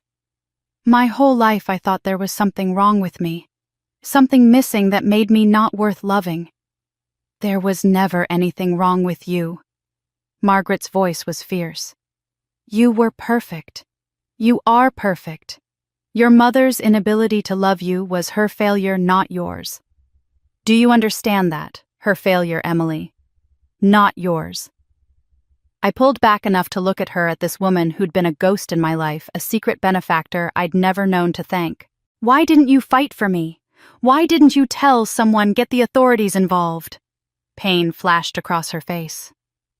I was 15 years old with no legal standing. Your father had married your mother by then. They'd established themselves as your parents, and I was just the illegitimate daughter from his previous relationship. Who would have believed me? Who would have cared? And your mother made it very clear what would happen if I tried. What did she say? Margaret's jaw tightened. She said if I ever contacted you, ever tried to reveal who I was, she'd make sure you suffered for it. She'd tell you I was mentally unstable, dangerous, that I was trying to kidnap you. She'd get restraining orders, she'd move you away where I couldn't find you. She said she'd rather destroy you than let me have any part of you. The cruelty of it stole my breath.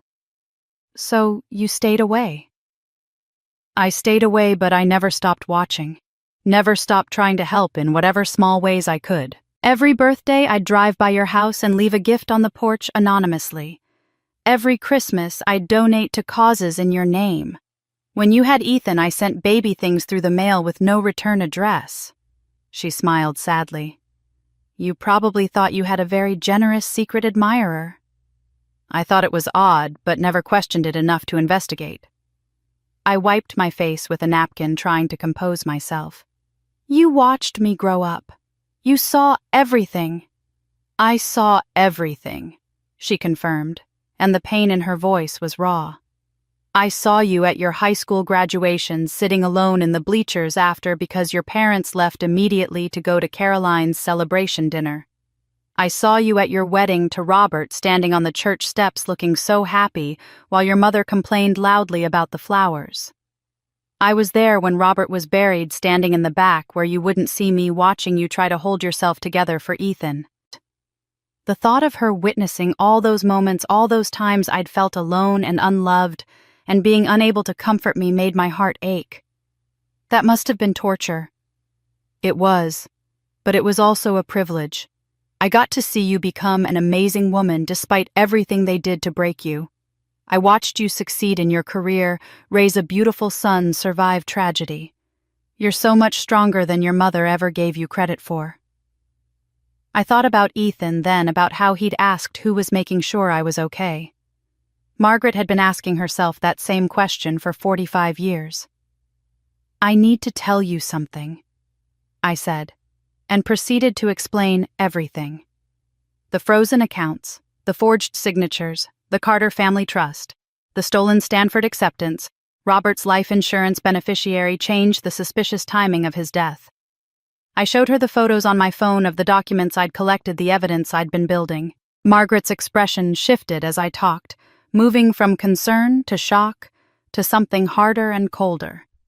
By the time I finished, her hands were clenched into fists on the table. She stole your education, Margaret said slowly, each word deliberate. She stole your husband's life. She's been stealing from her own accounts and framing you for it. And she did all of this while making you believe you were the problem, that you were never good enough. Yes. Your mother destroyed both of us. Margaret's voice was steady, but underneath I heard rage, decades of suppressed anger finally finding focus. She took you from me when you were 6 months old. She spent your entire life systematically crushing any chance you had at happiness or success. And when Robert threatened that control by actually loving you, by seeing your worth, she had him killed. Hearing it stated so baldly, so certainly made it real in a way it hadn't been before. I think so. I can't prove it yet, but everything points to Caroline being involved with my mother's knowledge, if not her direct participation. Margaret picked up the photo album she'd brought, the one showing her with infant me, and held it like it was evidence. She didn't just steal your future, Emily. She's been stealing your past,